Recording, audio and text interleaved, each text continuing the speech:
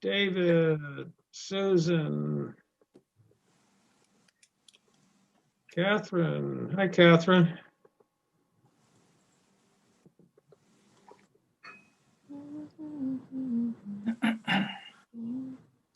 See if we can get a few more. There's Alex. See if Gary Good can evening. join us in a moment, hopefully.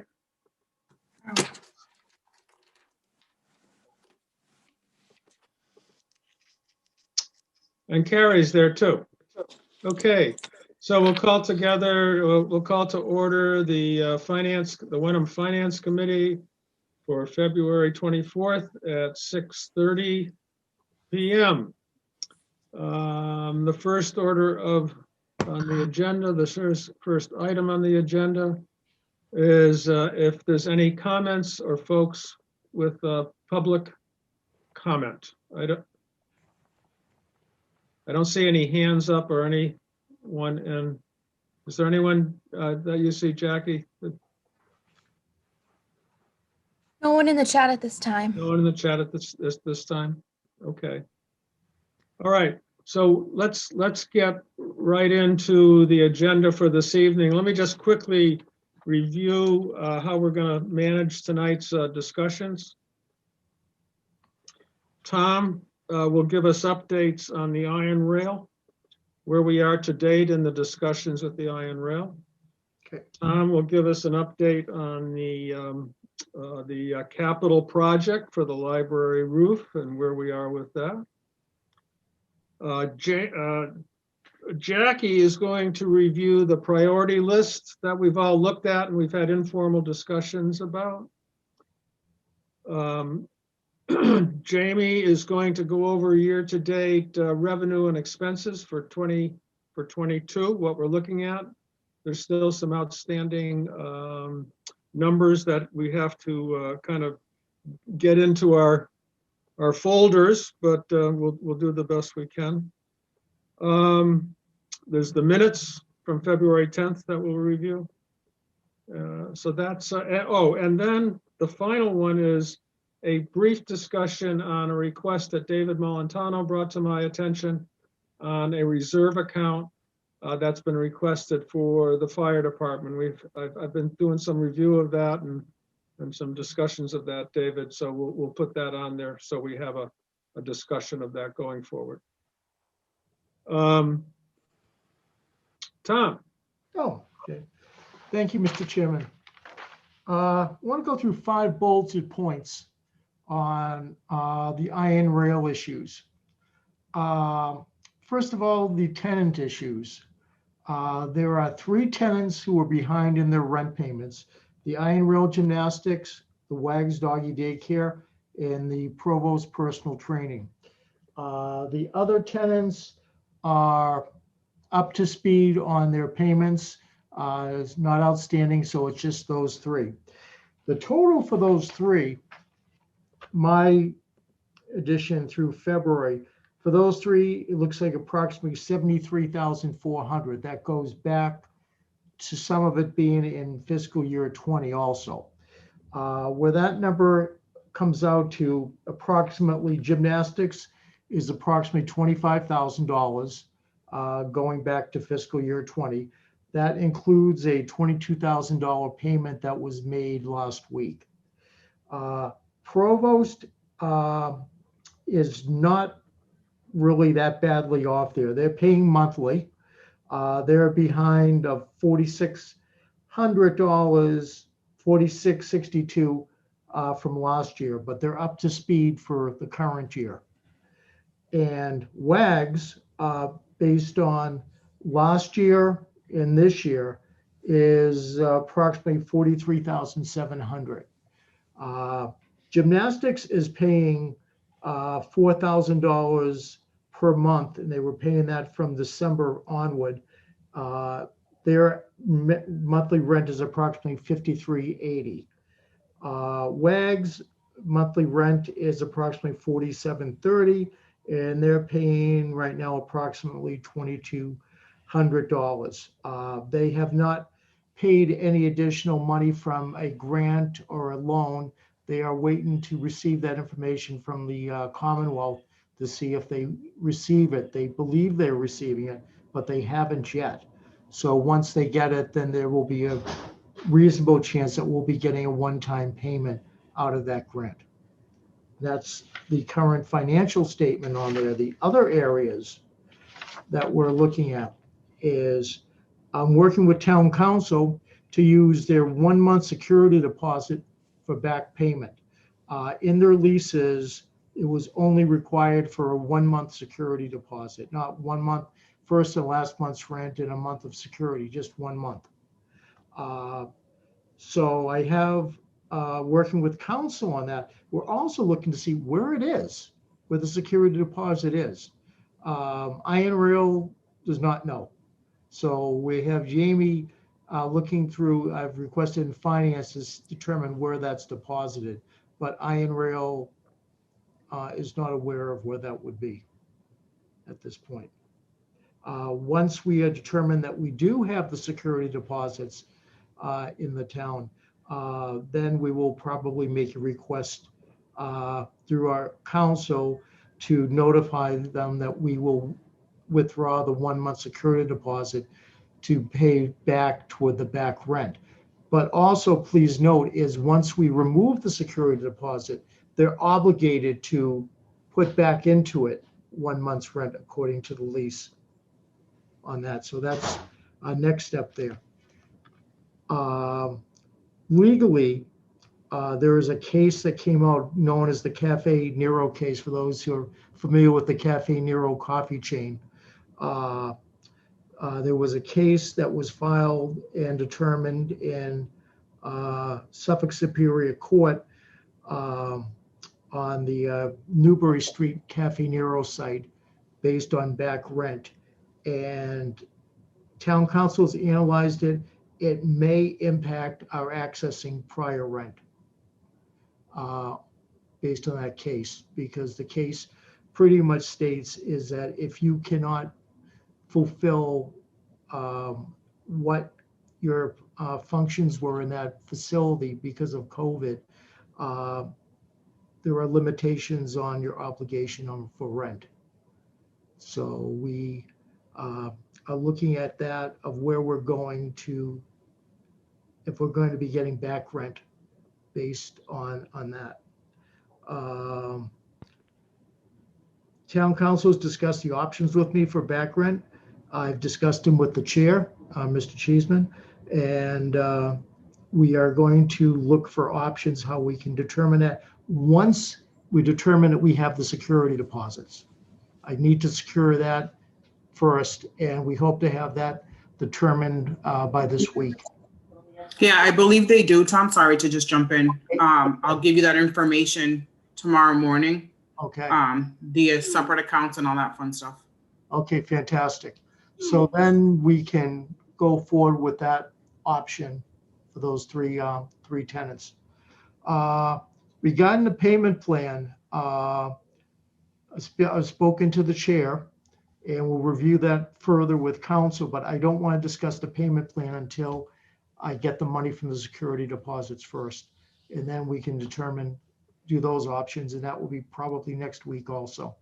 The challenge is on a payment plan, technically, it has to be approved by a majority of the select board. And we technically don't have a majority at this point. I'd have to review that with council about what we can do regarding that, whether I can approve it, whether Gary can approve it if there's a payment plan. But at the worst case scenario, a payment plan could be approved in April, but the guidelines specify for that. Best case scenario, we might be able to have an agreement done within the next 2 weeks. So all of this is pretty much being worked out of my office and not as much out of Iron Rail. Why is that? Why is that? Yeah. Well, to be honest with you, I'm trying to get this done. Yeah, good. Okay. No respect to the Iron Rail. They're a part-time commission. Right. No, I understand. Now, the Cafe Nero thing, that was a frustration of purpose, as nearly as if I'm remembering correctly. WAGs did not have the same frustration of purpose in that they were closed, I think, for 6 or 8 weeks max. And they have, my understanding is, have had a lot of dogs there. So I could understand that application being put forward for maybe 2 months rent. However, the frustration of purpose was not like a restaurant. Mhm. Understood. But we are putting the focus on, I would rather not negotiate in a public session. I agree. Yeah. Regarding that, but we have put serious attention onto this Okay. on the past few weeks. Okay. Thank you. Can I ask couple quick questions if I may? Tom, thanks for the Sure. update. So what's the point of going after the security deposit? I don't understand the intended. Cash flow to get additional cash into the town. Okay. So that's certainly reasonable course of action. I was getting the sense that it was designed to kind of spur action from the tenants, which I would not think that any reasonable person would expect to have any impact. Okay. Right, but it's cash flow. Whether, And it would So- also, for the most part, would put provost, generally, that would probably cover 1 month's rent. It'd be close. It would help bring provost's rent down to a more minimal amount that they owe. It would make a little dent in the iron rail in WAGs, but not a serious dent. right. I mean, at ballpark, WAGs is 10 months behind, right? 47,000, something like that. I mean, so if we get 1 month's rent, I mean, it's a relatively small percentage of the amount owed. And I get your point going after cash flow. I mean, are we like the legal case doesn't really mean anything. That's neither here nor there, the Nero case, right? Because we're not evicting tenants and then them taking us to court over the legality of such eviction.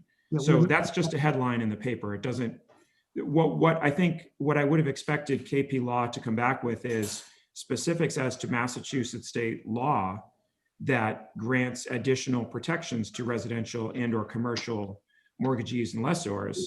They have addressed various issues, Alex. I just don't want to. It's not just the Nero case. Nero case is what's been highlighted, and it's been highlighted a little more statewide, but they did address the various aspects of commercial leasing. So this is an executive session scenario. Or, I It- mean, potentially. It potentially could be. Okay. Yeah, I just don't, the leases are public. They've been provided. Thank you. That's what I I'm haven't spoken stating. to all of them. That clearly the leases say you, in order to be a tenant, you pay your rent. And if you don't, you lose the ability to be a tenant. We've crossed that bridge many, many months ago. The town seems like we're in a position of not really having any course of action any different than the past year, which is to just accept any rent they decide to pay or Oh, not. I just totally disagree with that, Alex. Right now, Okay. it's that we've probably done more in the past 3 to 4 weeks of putting this together and working with this. Well, you've done research, which I appreciate you're doing. Obviously, the Iron Rail Commission was not going to move anything forward.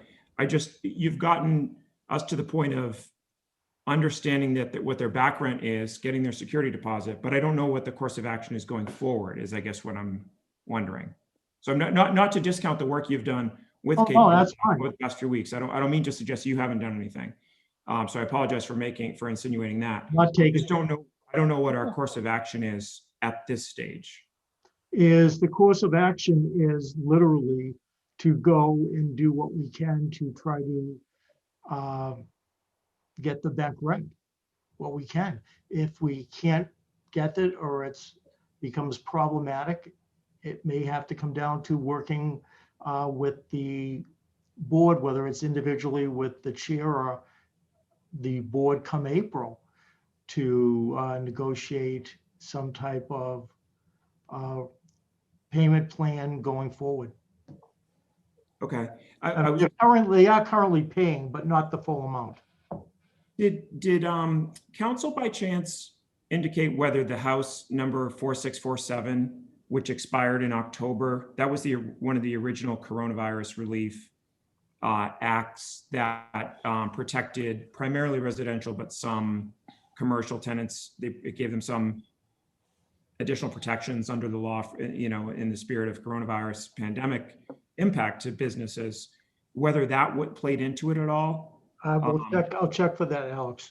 Okay, cool. I mean, most of it was, ensuring that, individuals weren't evicted, obviously. And I think there's probably additional protections afforded to commercial, but the one thing that was very clear is the act which provided these protections in no way took care of back rent. It didn't change what tenants owed according to their lease. So,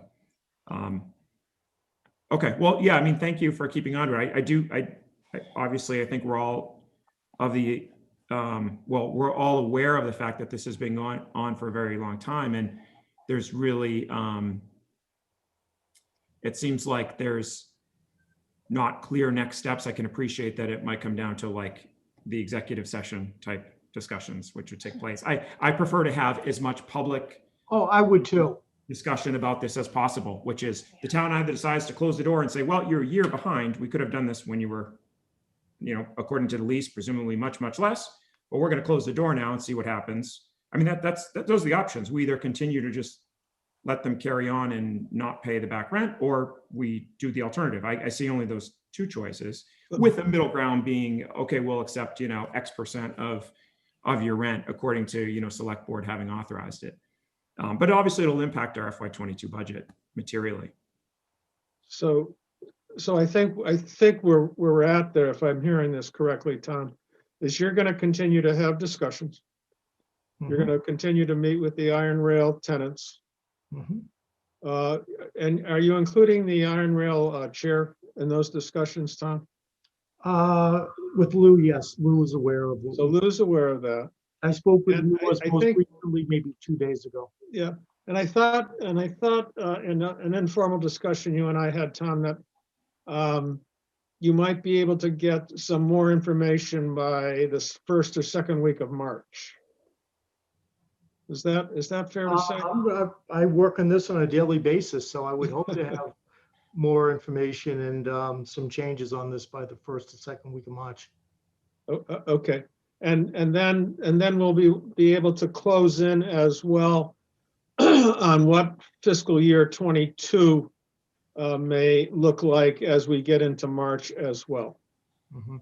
Absolutely. Okay. So I think it's a continued discussion and see how this continues to unfold. Any other questions about where we are with the Iron Rail? I'd just like to thank Tom for all the work he's done on this. He's really picked up kind of a nasty ball here and run with it, and I do appreciate it. There's Yeah. a lot of cleanup to do on this issue. Yeah. You're correct. Yes, thank you very much, Tom. Oh, Much no. It's like I've told Gary, I try to run this like a McDonald's. Put your order in and get the burger out very quickly. So it's working like that. Okay, so let's move along on the roof. That's another big capital item that's in front of. I can tell you where we are right now on that. We are seriously working on the warranty issues because I'd rather have somebody else be paying for our work than us appropriating if we don't have to. So contract counsel has spoken to our library director, our facilities director. He's actually reviewing the warranty versus the actual damage to determine what we can go after. And I hope to have a further update for you on that. I had an update on that yesterday, and I hope to have a further update on you at the beginning of the week. And when I do, I will make sure that your chair, our chair, Mr. Cheeseman, Mr. Purdy, and our team here is aware of where we are right now. But right now, he's had the meetings with our facilities director and our library director, from what I understand, and is currently reviewing the actual damage.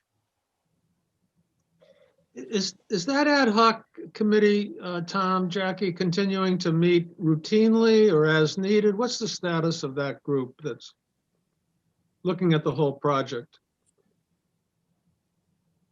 Regarding Jackie, I don't think we've met recently.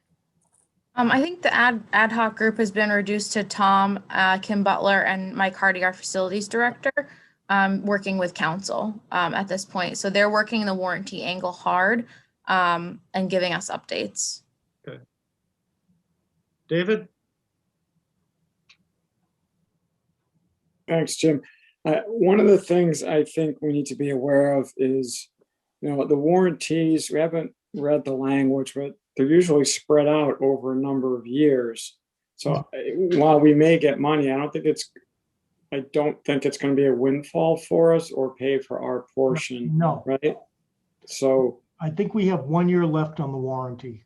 all right, so I think it's still pursue it because it's money, but I think we should still have a placeholder or have, when we finalize this budget, still have, it shouldn't be zero. Yes. My point is, okay.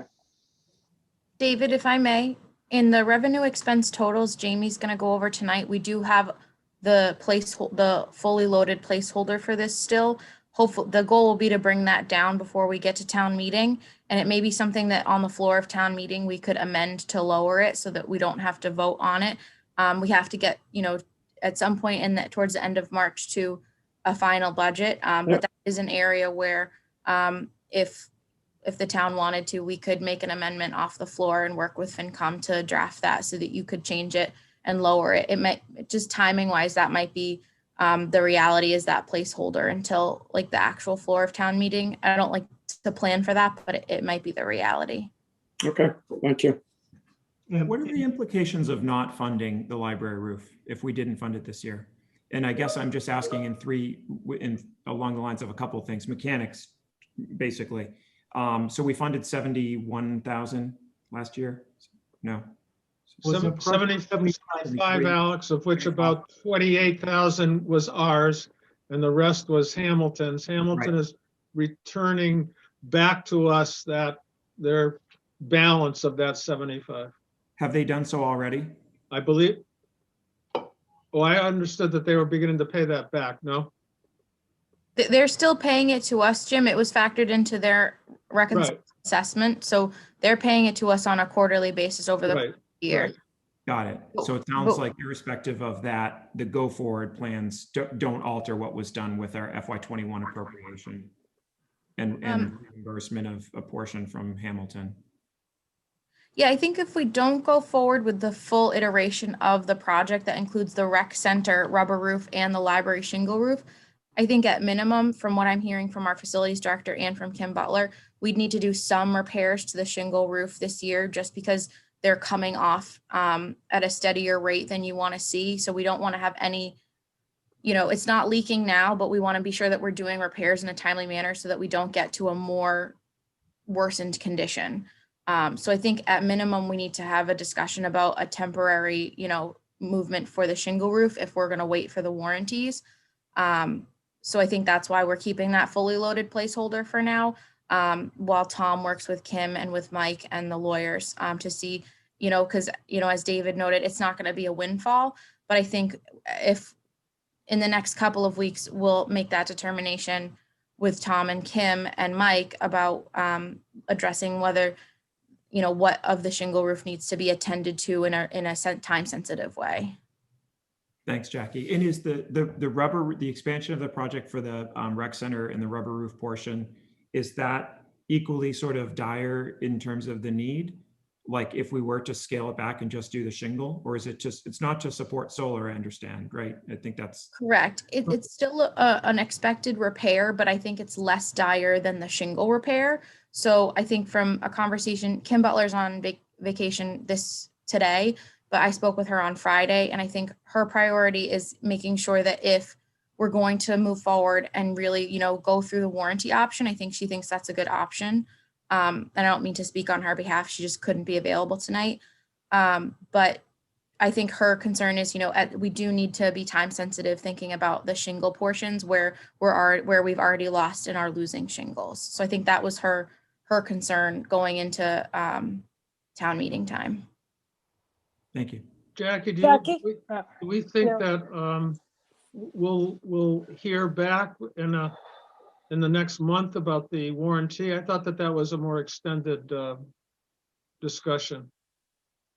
It is more extended, but we are trying to expedite it as much as possible. And I'm, working literally every 48 to 72 hours with town council on this. Okay.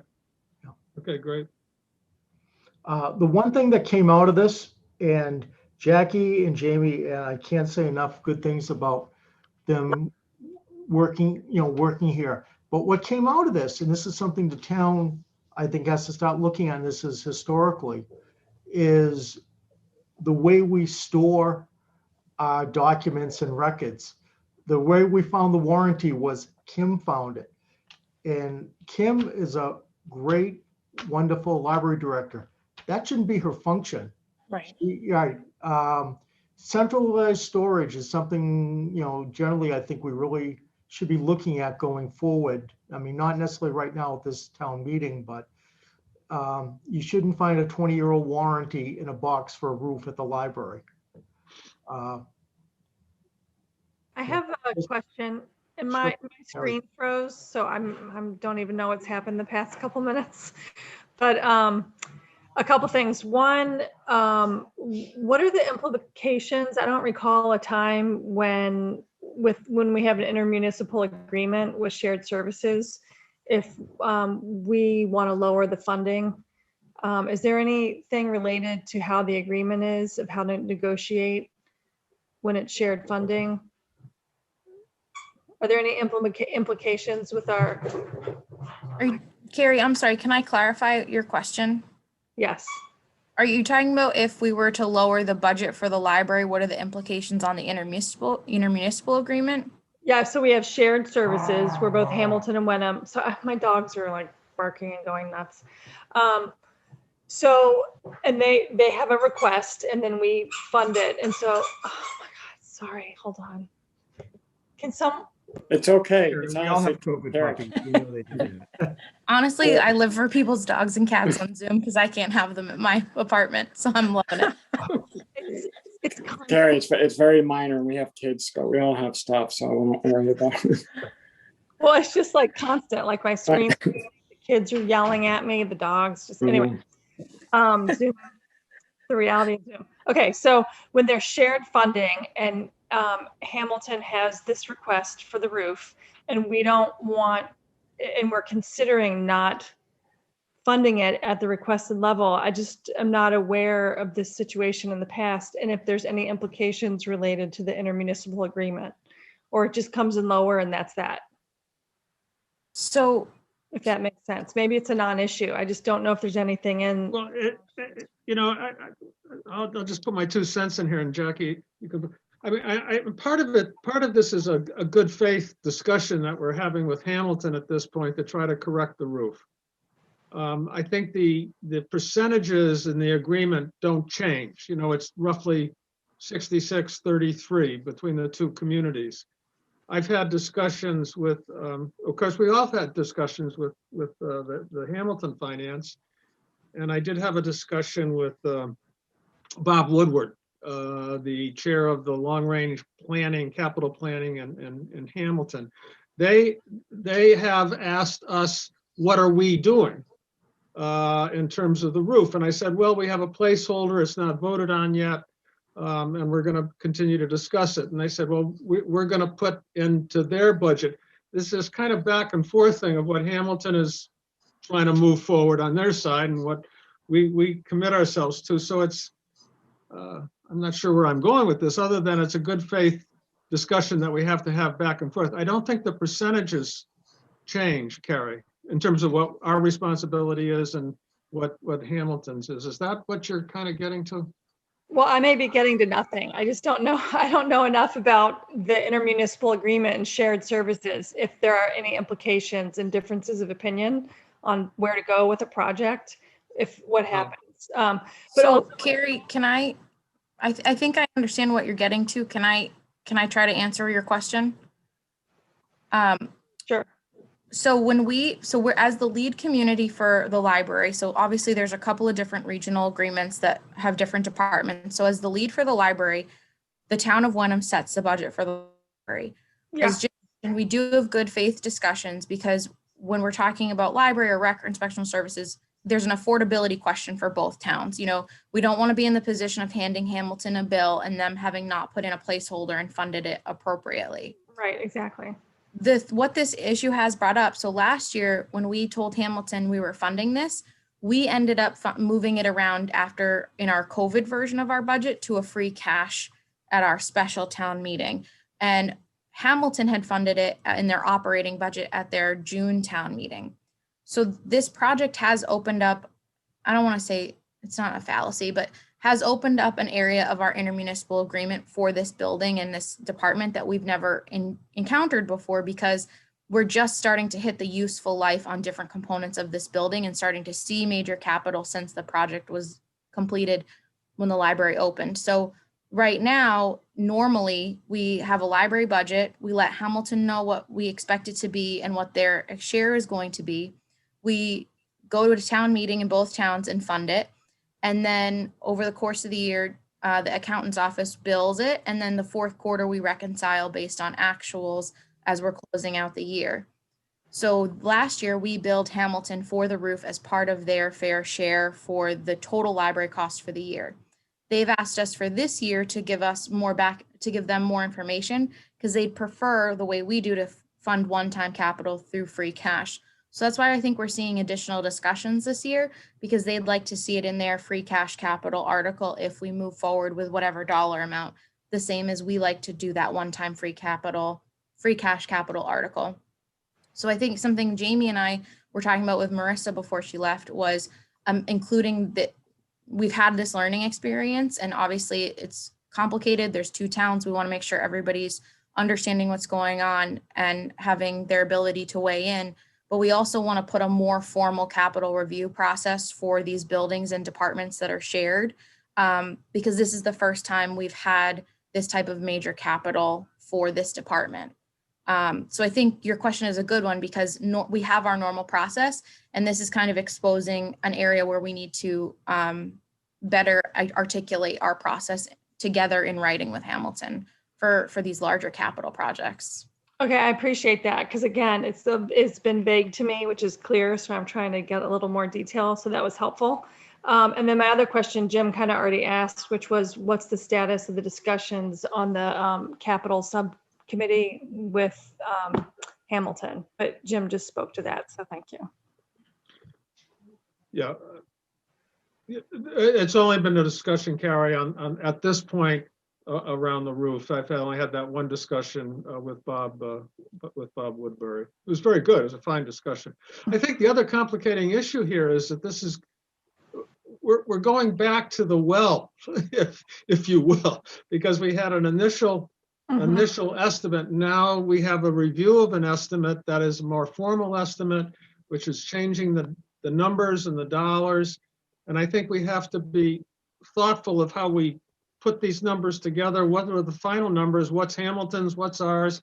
And we're going to have to re-explain this to town meeting, because we did put forward these dollars in the fall, and now we're going to come back and ask for X more for for this roof project to be fully completed. So it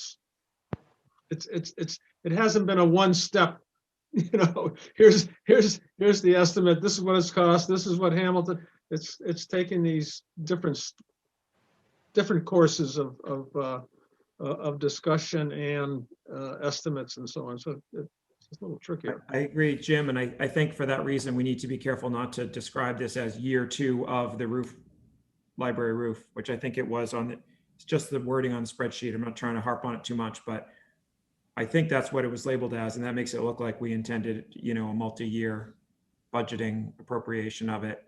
It's entirely unexpected and subject to far more scrutiny probably as a result. Yeah, I think it will be, and I think we have to explain it as best and as clearly as we as we can between the two, with the two communities involved. Okay, anything else on the roof, Tom, that you want to? That's it. I'll update further next week. Okay, thank you very much for those updates. Appreciate it. Jackie, we want to walk through now the priority listing that Jamie put out about a week and a half ago. I'm actually gonna bump Jackie and do the revenue expenditure talk first before Jackie gets into that Okay. priorities list, if that's okay. That's fine. And I also understand you have an update on the legal expenses to date as part of your report here too, Jamie, right? Yeah, Jackie's gonna speak to the legal budget. I'm gonna speak to this. And then once we get to legal, Jackie will jump in on that. Jackie or Tom, one or the Okay. other. So for state aid, we had initially bumped it down for 20% cut, but based on what the governor put out, we changed it to 50%. So that increased it a little bit. There was some concern around the permitting revenue. I think our numbers are okay for 21, and I don't think we feel comfortable increasing it for 22 because we've looked at past indicators. I think 20 is an off kind of year to go by just because the permitting numbers went high, but they were like small. The amount of permits given were high, but the dollar amount that it produced wasn't as high as one would think because they were like small, odd jobs that people were doing in their households. And I think last year was an extraordinary year because of COVID. We were all home. There was nothing else to do but fix your house, essentially. One of the things that we are looking over, we're working with Gary, is the town clerk pay. That pay that was budgeted for 22 was Diane's pay that she had been working hard to receive, and she was getting her 2% merit year over year. So we just have to calculate that to be an appropriate wage for a new person coming on. So there might be a little dip in that area. And then the legal budget. Jackie, do you want to talk about the legal budget now, or do you want me to jump to everything else and then you talk about legal? I think legal is going to be quick. We only have another month added on, and then keep going through. So I want to give all kudos and credit to Nikki Roebuck for this spreadsheet because she does a beautiful job on it. So as you can see, we've added our January legal bills for fiscal 21.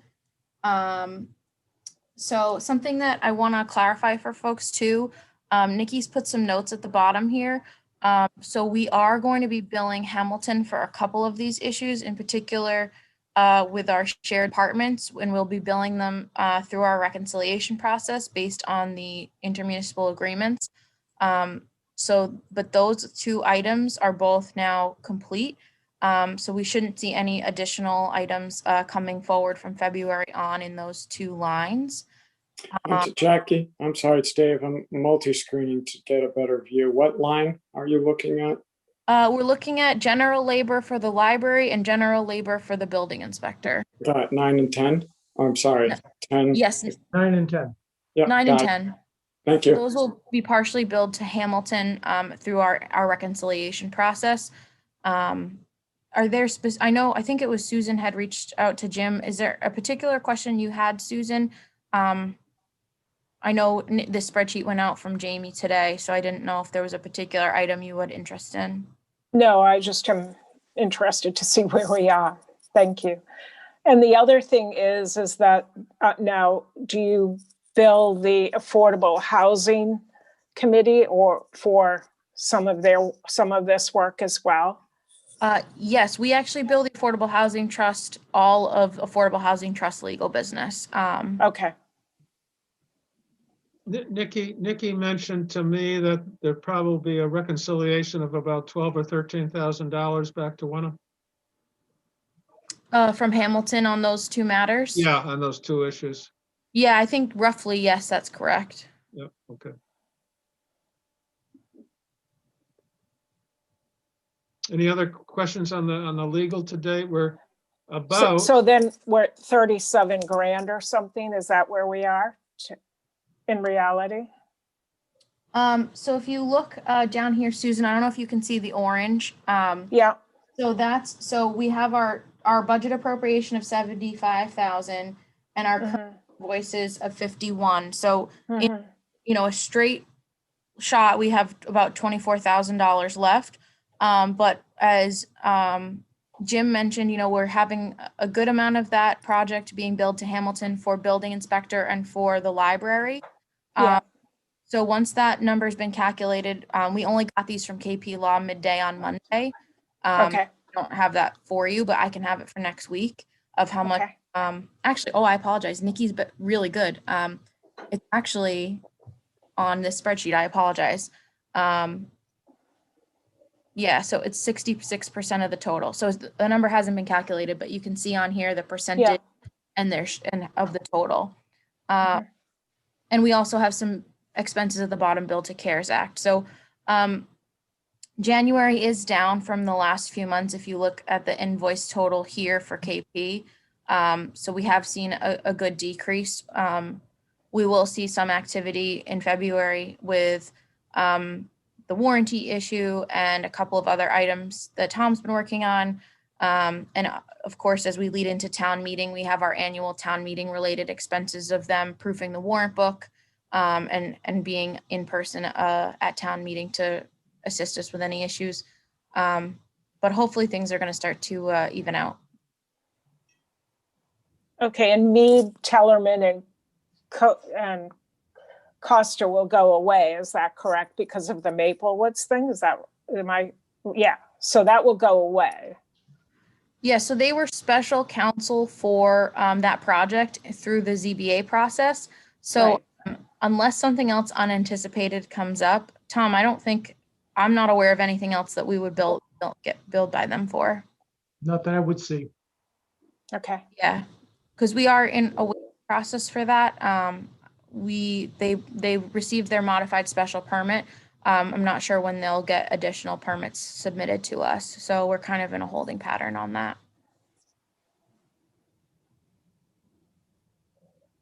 Thanks, Jackie. Any other questions from the committee on that?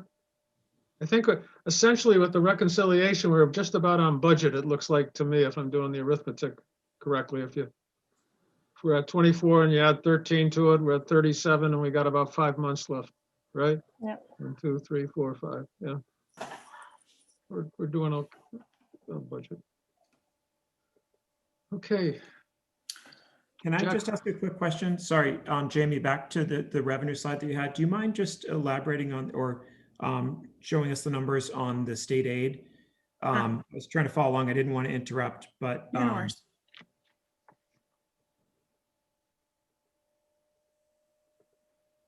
Alex, can you see that where my cursor is right here? Sure. They Yes. start?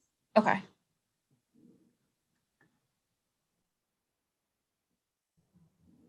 I just can't see the headers, so I don't know which. It's on it's cherry sheet, I think, with a 395, that 178. So orange, Alex, is fiscal 22 proposed. Yep.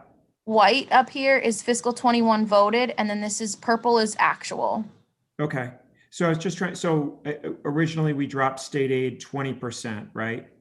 But then, Yes. did we raise it back up? Yeah, we, instead of taking a 20% decrease, we took a 15% increase because the governor released his initial budget. Gotcha. So that's from 298 to 231. No, that's much greater than that. I'm just trying to get that 15% decrease. Alex, it's that. Do you see where I don't know if my cursor shows up on Zoom. I'm sorry.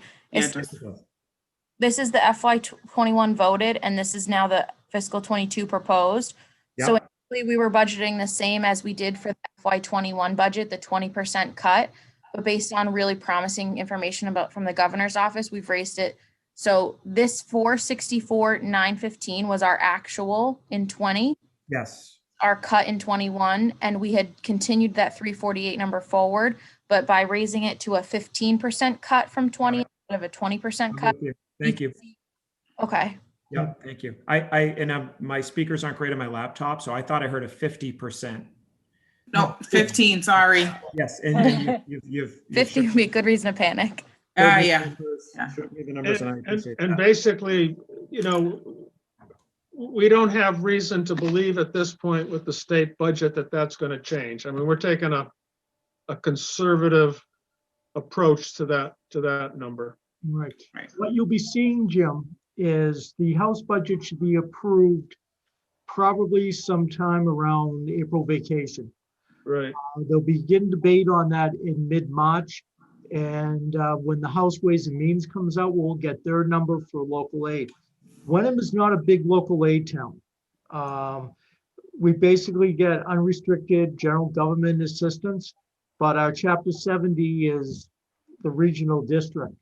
So literally, unrestricted general government aid is pretty much what you're getting. There's some smaller accounts there.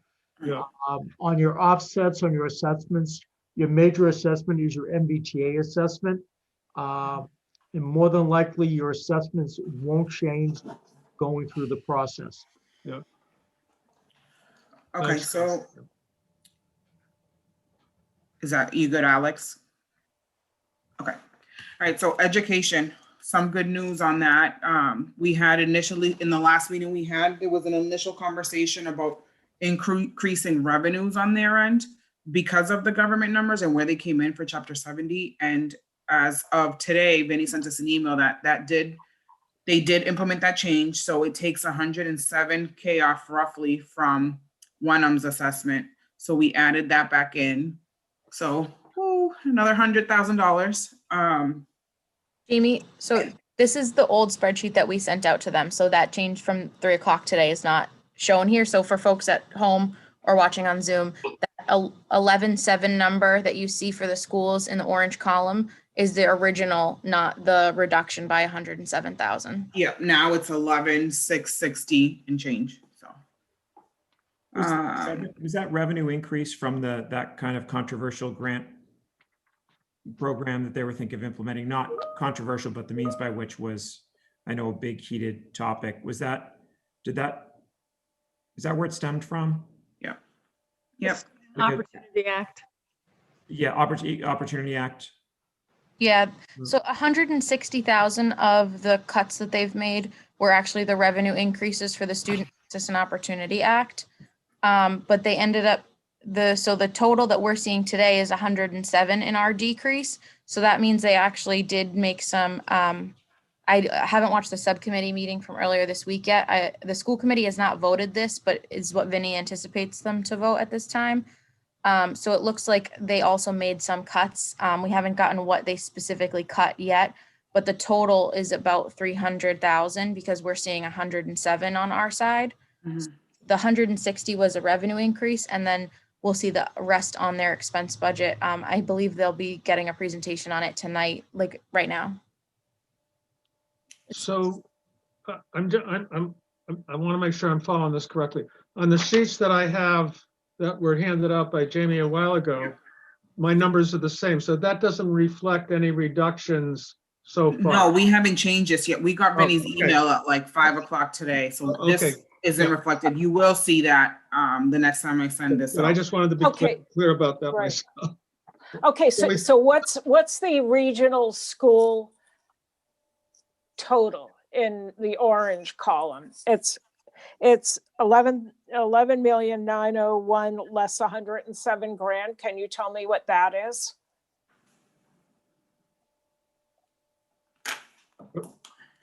You mean what the final number will be? you Yeah. mean, Susan? Yeah, Well, you know what, can we hold on that because we don't have, Yeah, we don't have it in writing yet. don't have It it was in just, writing yet. yeah, Okay. we don't have, they're not going to send it to us in writing until it's approved with signatures. So we don't I have that. in understand. writing yet. okay. Yeah, Yes. Susan, we do know it'll be about 100,000 right now. Okay, But It's it- going in to the be right voted. direction, but let's hold on that number before we stick it into the yeah, The zeitgeist. into the budget numbers, but all right. Jamie, and, did you still need that spreadsheet? Yeah. Okay. can I just Right, insert actually, I don't think no, I can just finish talking about my talking points on it. I don't think we really need it up. Jim, go ahead. Did you want to? I just wanted to say, I got an invite to a meeting next Tuesday. Did everyone get an invite to that meeting I with the think that school? was just going to chairs. It just went to the chairs? Yes, So it's a smaller tripart meeting then, just with the chairs? correct. Gary, you got it, obviously, Gary. Okay. Triumvirate, right? Okay, so then Essex County, we're still waiting on numbers for them. I am consistently calling them weekly, so they're gonna continuously hear from me until we get numbers. The next 3 weeks is pertinent. We'll probably tie in, get solid numbers from everybody, but I definitely have had my fingers on Essex County. Good news from Maya, we are expecting a decrease, so that number will come down.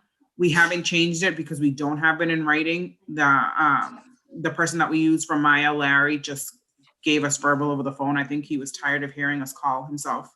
So he just Good. gave us, he gave us numbers over the phone.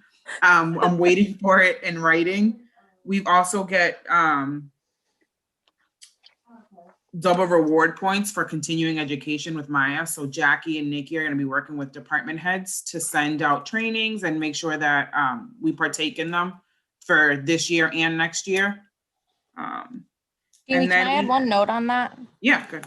So we typically utilize 100% of our opportunities for the Maya Insurance Rewards points. Some of these trainings are HR related, some are driver safety for our DPW folks.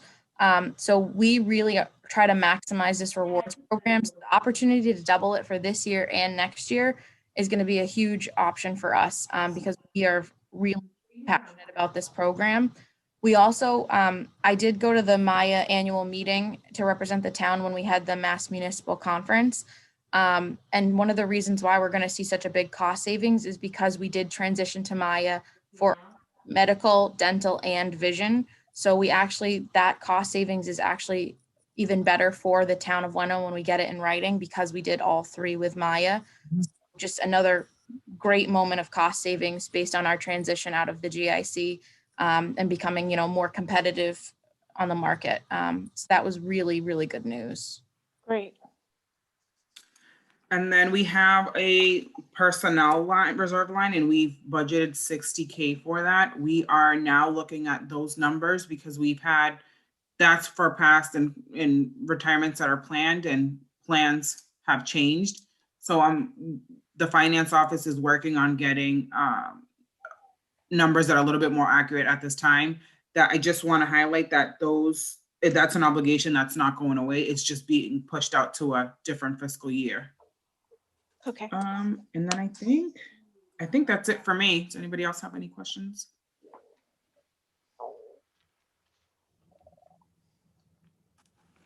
So this is to be continued, Yeah.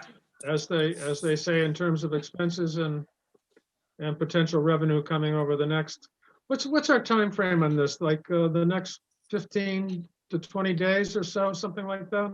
Getting numbers. Yeah, the second or third week of March, maybe? Yeah, I'm pretty persistent, so I'm hoping within the next week or two, I have something solid and in writing. Okay.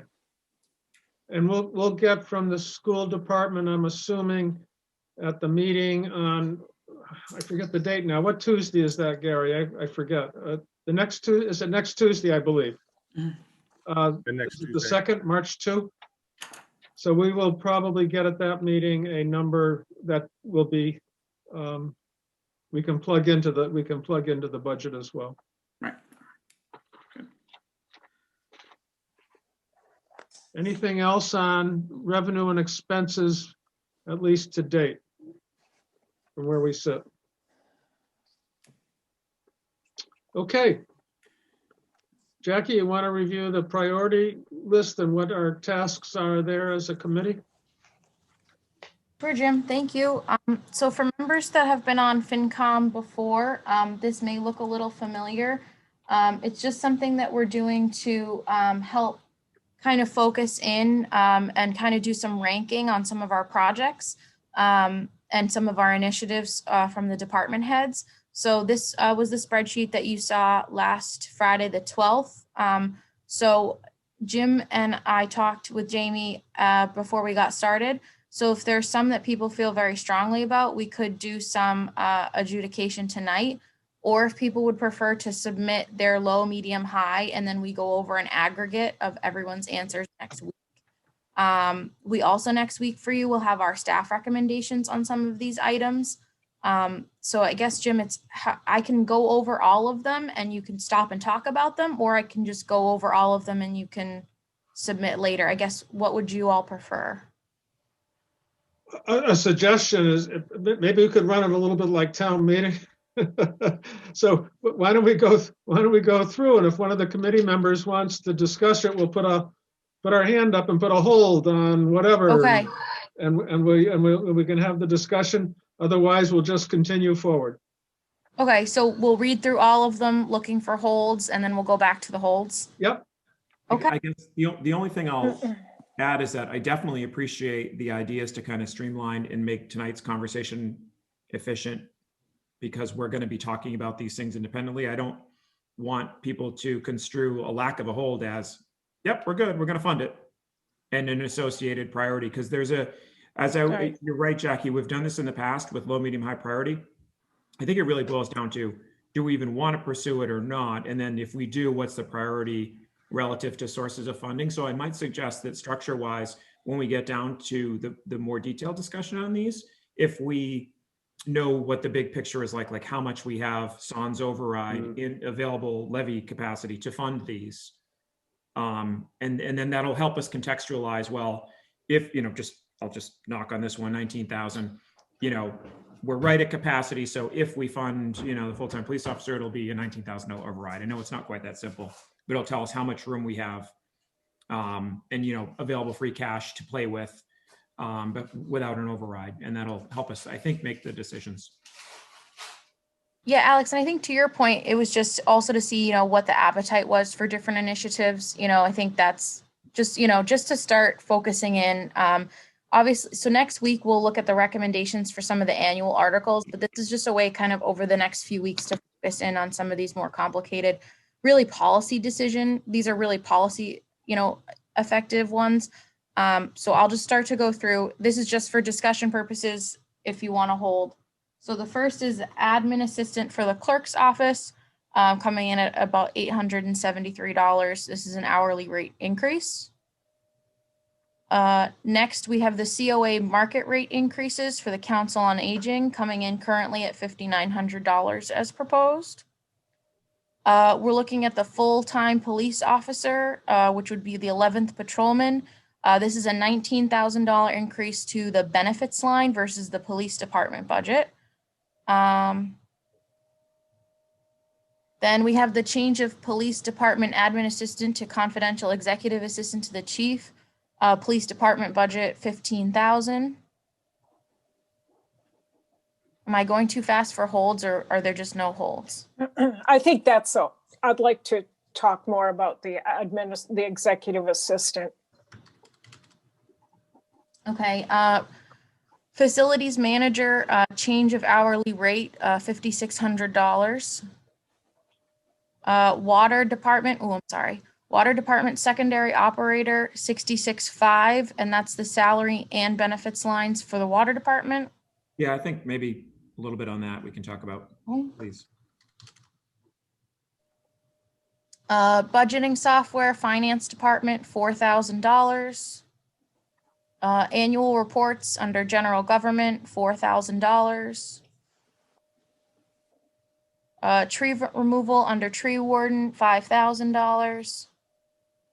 Now we're moving to capital. Ride-on roller, DPW, $20,000.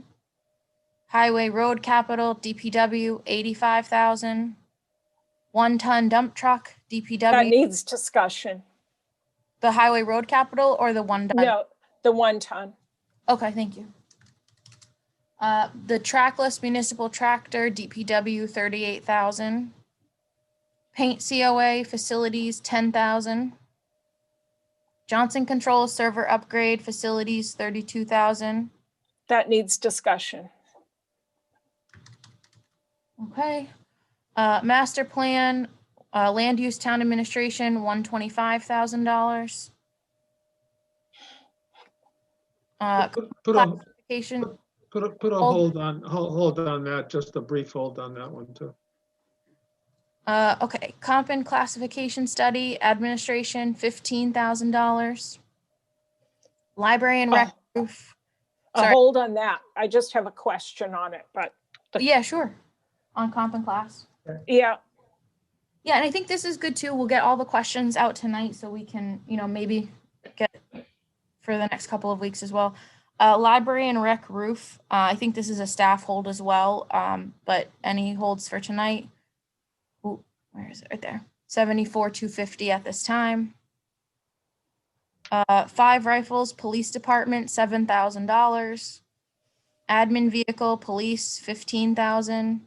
Frontline cruiser, police, $42,000.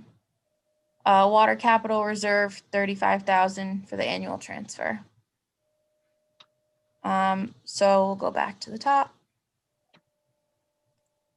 So the first hold was for the police change from admin assistant to confidential executive assistant. And I don't remember who the hold was. I think that was me. The question I have was then who, if that person is wholly in the police station, then who is going to act as somewhat of an admin for the fire department? So, and Jamie, if you want to answer this instead, I believe, so they only utilize this person for right now 5 hours a week of data entry. And they've expressed to myself, Jamie, and Tom that they want to do more of their own administrative work inside with their 3 full-time employees. Potentially add a firefighter in future years who could cross-train on that as well. So at this point, it's represented in their budget if we don't move forward with this change. But that would be we'd either see a reduction to the police line if we're not going to revitalize this position at the updated rate, or we'd see a reduction in the fire line because this would be a fully police position. So Jamie, did I get everything on that? Yeah, I think fire wanted their own person for a couple hours a week at the same rate and same hours. I believe it's 5 hours a week. And I think they wanted somebody there to do more of that type of work. I don't think, from my understanding, my conversation with fire, the way it's set up now is not really working for them. And my understanding with police, it's the same thing. And police wants to change the position to a confidential executive secretary because of the nature of the job. I've asked them to look into that position, and other municipalities where that is the case, they're all confidential secretaries out of the union. And I think fire wants help more on the book side and wants somebody to keep track of like the invoicing and the billing and all that on their own. I would, yeah, and speaking with each of them, I think they want a little bit more just to concur. We're saying a little bit more separate, a little more confidential between the two instead of. It's more. And Susan, I would have to work with the union, getting that position out of the union. Being a confidential secretary for police chiefs, I've historically have had them in the past. So that's not that unusual. No, I don't think that's unusual, but I'm concerned now the police are going to come and it's not going to be 5 hours a week. You're going to get anybody. It'll be 20 hours a week. You know what I mean? It's just growing again. Just an opinion. So I think, if I may too add one piece, is that Tom and Jamie and I meet with the police chief and deputy last week on Thursday. And it's their intention to change the job description for this position when the incumbent retires, regardless of what's going on. I think they submitted this request based on what they see in other communities and the concern about about finding someone when the time comes for recruitment and hiring. So I think in terms of this, there's a monetary conversation about that position and about the 5 hours in fire. But I think I want to clarify that regardless of any monetary changes, I think the monetary change is based on hiring and trying to find someone for the role because they think they're going to be wanting to add some duties to it.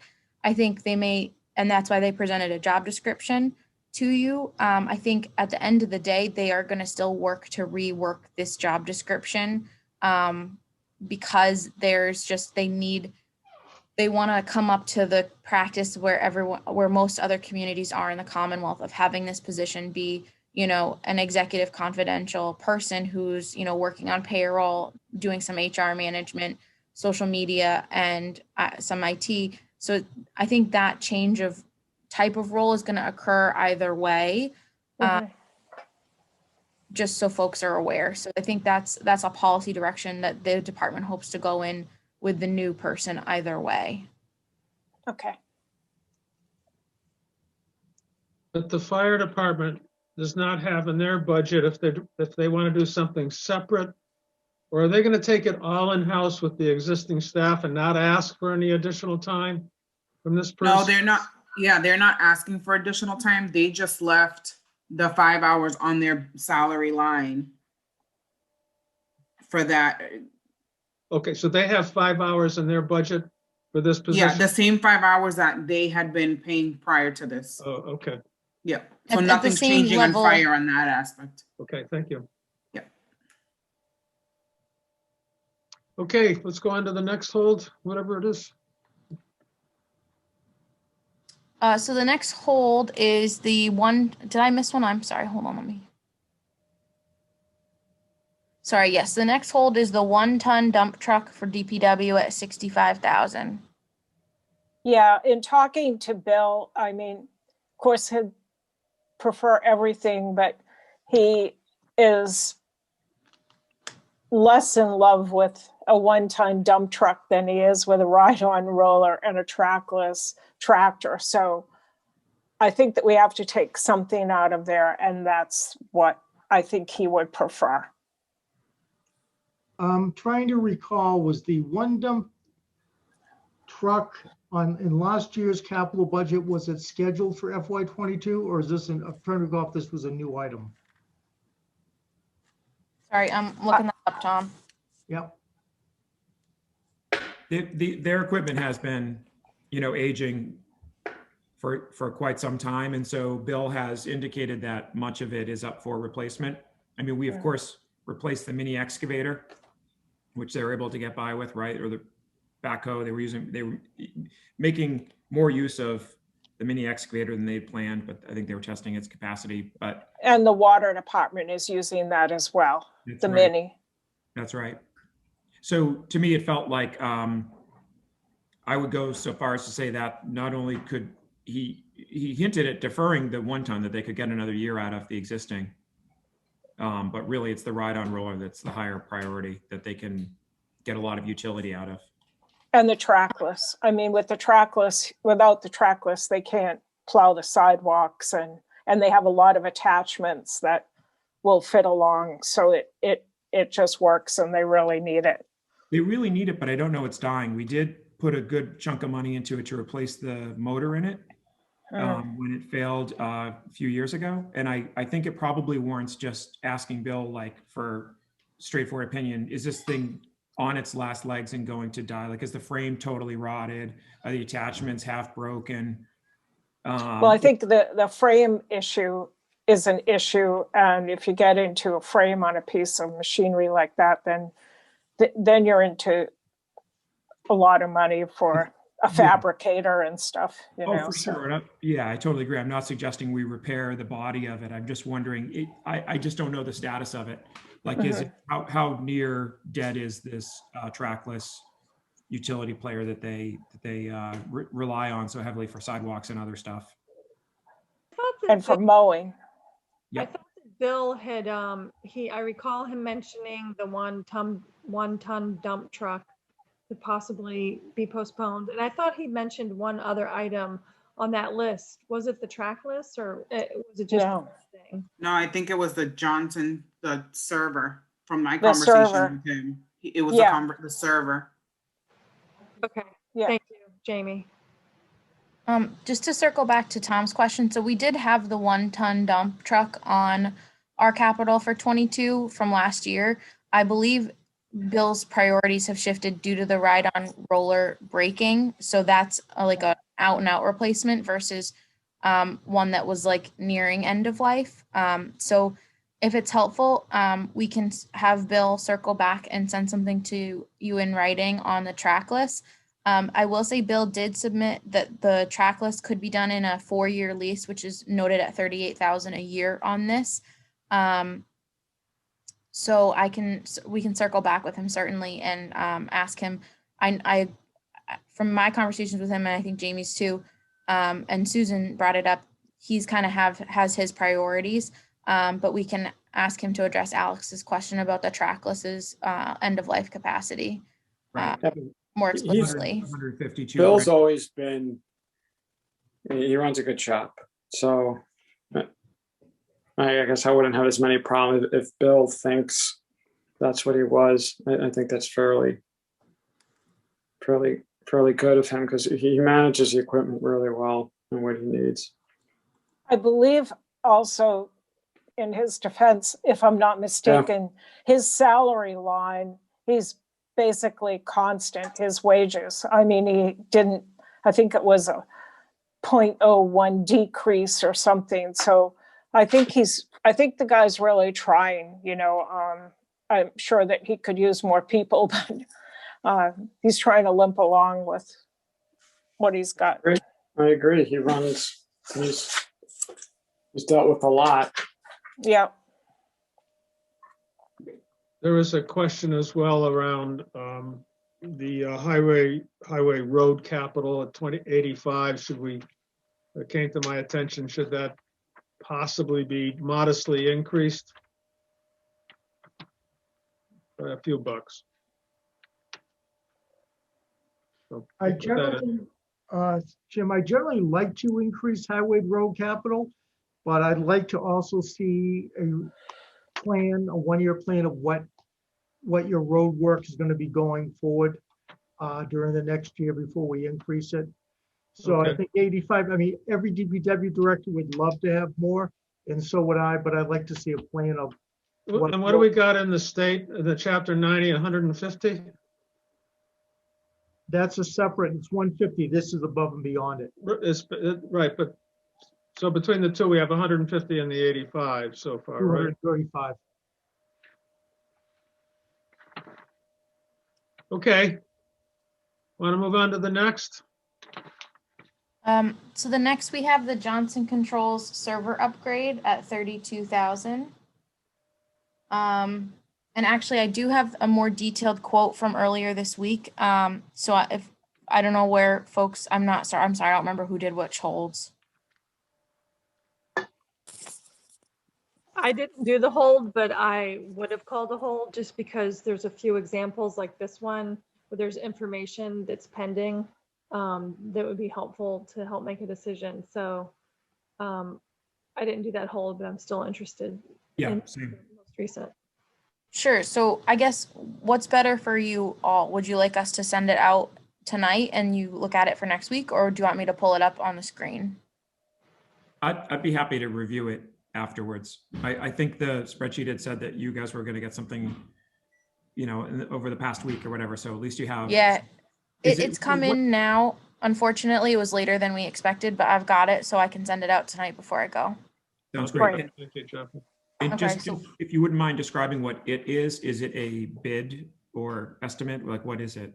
It's a more detailed quote than the initial quote, and I asked Mike to make sure they broke it down by labor, materials, and this is like a company that they do these software controls for HVAC. So I asked them to be more explicit as to like what does that labor look like? What does the materials look like? What is the real service and what is driving the cost? Okay, so it's an estimate from the company that we already work with. Correct. Had one been provided? I don't recall seeing documentation on this beforehand. Was there a preliminary version or something like that? We had like a quote before, but it was just like a very, it wasn't as detailed of a quote. So I asked them to kind of break it down more based on your questions. And I had written down some of the questions FinCom had. So I gave that to Mike and had him follow up with the company to answer some of those like tech related questions about, like what does the server look like? And I'm going to not get too more detailed because I'm not very good at IT and that's not my language I speak, but I wrote down all of your questions and asked them to like follow up on some of those in writing. So that's why it took a little longer. Great, thanks. Great, thank you. Would a new server produce savings for us by running our systems more efficiently? Probably I not. did- I'm guessing.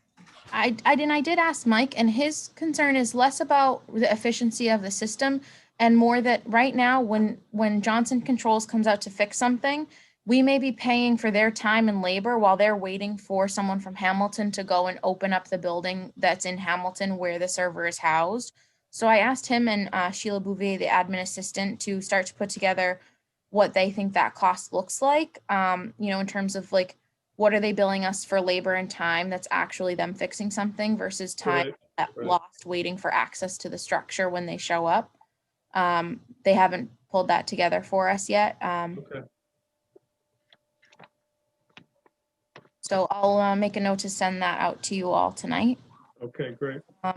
Thanks. The one thing that the kind of underlying like, oh, the boxes in Hamilton's building, that's like a little wonky in a way. Like it's a little strange that that's like maybe under, like, is the problem with the server or that we have to get it? Do you know what I'm saying? That we have to wait for someone from Hamilton to unlock the door. Right. And like, how often is that really a problem? It just feels a little weird. Like, I can appreciate that it's less than ideal.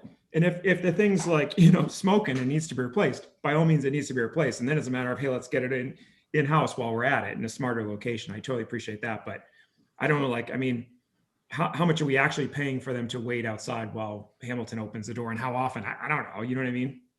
Yeah, and was why we pushed back on the department to like provide that analysis to see what their thoughts were, because I think that was, I think Mike really hates to see any of the dollars from the facilities budget wasted because it's not a super extensive budget for all the town buildings. So for him, like any kind of loss of that money is tight.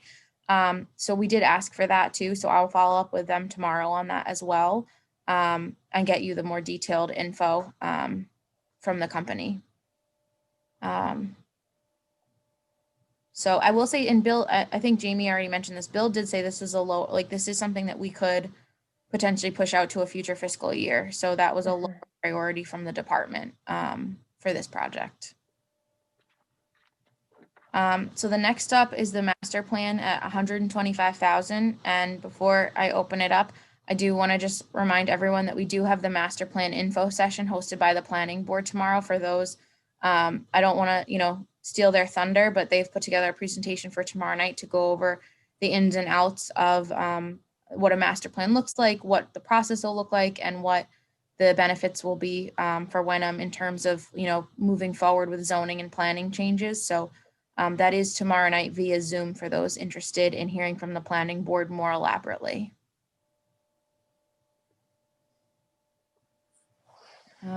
I was gonna mention that as well. So good. Oh, sorry, Thank you. Jim. No, that's great. I think we should, if people can, I think it's a 6:30 meeting. Is that correct, Jackie?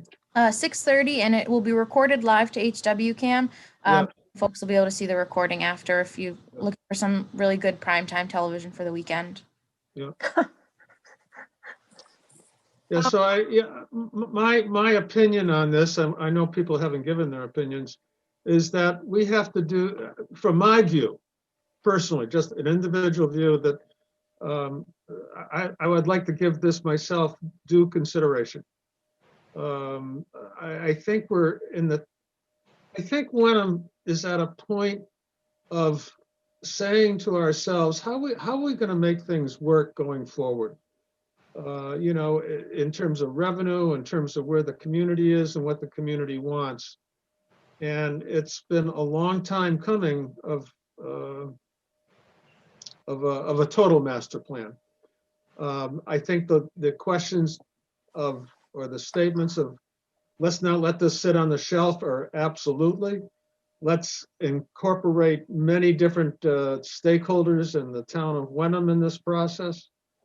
But I'm feeling that to make things work going forward in terms of potential new revenues, how we use land, zoning, and on and on and on, this could help us this could help us answer some of those questions. So I just wanted to throw my opinion out there, but we need to have more discussions, and I want to hear the presentation myself tomorrow night. That's all I have to say about it. I have a couple questions, but they're kind of related. Alex, were you going to discuss some of the things that we talked about the other day? I don't want to take away your questions that you helped me raise. If you're prompting me to, Carrie, I'm happy to. I was just going to say that, so kind of in three parts. One, we all, in our Saturday budget session earlier this year, expressed rather widespread, if not universal, support, generally speaking, for the expenditure and purpose. I still share many of those underlying motivations for doing so. I've also reconsidered to a great extent as to whether or not the timing is right this year. And I can go into a little bit of detail or more detail whenever, but I do want to view, if not live, the recording, but hopefully live tomorrow. Like Dana had texted me the picture of it to make sure that I was aware of it, because we've been talking about it. And I want to just, hear what's presented and also what's asked in terms of questions. And then there's the cost piece of it as well. So my thought on timing, like I said, I don't really feel the need to go into huge detail right now, because I could be swayed, but I do feel as though, given all of the tremendous challenges that Wenham is in the middle of dealing with right now, has dealt with for the past year, and some of that carries forward. Some of it's COVID related, some of it's, high degree of turnover and the like, in really critical roles within the town, that we need to get our feet under us and our house back in order for some period of time before we can make a really effective use of such a significant long-term planning effort. But that's just summarizing, so I'll shut up. Yeah, I'm unfortunately not going to be able to make it to the master plan presentation tomorrow. I'll try to watch it, but if I was going to make it, and now echoing a little bit of what Alex said, there are significant policy decisions to be made. I don't know if right now we could do it, or if someone could ask for me, or I can call the planning department and ask myself. Are we, given all the change that's happening with the Board of Select, I was trying to walk through a timeline and figure out when the policy decisions would be made in FY22, and how long the Board of Select would be in office when those decisions were being made. And again, it's kind of echoing Alex's point that there are significant policy decisions to be made, and I just want to make sure that the Board of Select is well situated and prepared to make those kind of decisions. So Carrie, I know if you're able to watch the recording, I believe Margaret is going to go over the timeline for the project, just really briefly for those that may not have time to watch it. So if we were to receive funding for this from town meeting this year, the most that we would be doing this spring is going through the bid process for the procurement of the team who would do the work. Funding would not be available, as with the operating budget, until July 1. So that's when we would be able to finalize a contract. From there, a master planning process in terms of community input, the charrettes that would go on, all of the information gathering would take usually about a year and a half. So we would probably not start seeing the effects of master planning work on our zoning bylaws for at least a year, if not two, at the town meeting level when it came to like zoning changes. But that's like a very cursory, like large scale timeline. So that's Margaret will go into more of like what month by month it would look like after funding was approved. But this is definitely a multi period implementation. It wouldn't be an overnight implementation. I mean, I think also in light of the schools not putting forward any capital requests, as I understand it, trying to, I think, have sympathy for the position the towns are in. I'm not sure this sends the best message to them. I don't know. I just have a feeling that they would say, well, we didn't do anything and now you guys are doing a master plan that basically won't have any effect for, it's going to be longer than 2 years. It'll be 3, 4, 5. And then you have all the accumulated legal costs for changing zoning. And it's a long range thing. And I just don't know if this is the appropriate year. So Susan, can I just make one just factual statement to that? So Yeah. schools and the town of Hamilton are also both they've both already started like their own long-term planning right now. So Hamilton funded a master plan that they're going to be getting started on. And the schools are also doing some long-term planning. We did actually have a major capital article from them last year, which this is the first year we're paying the debt payment on for them.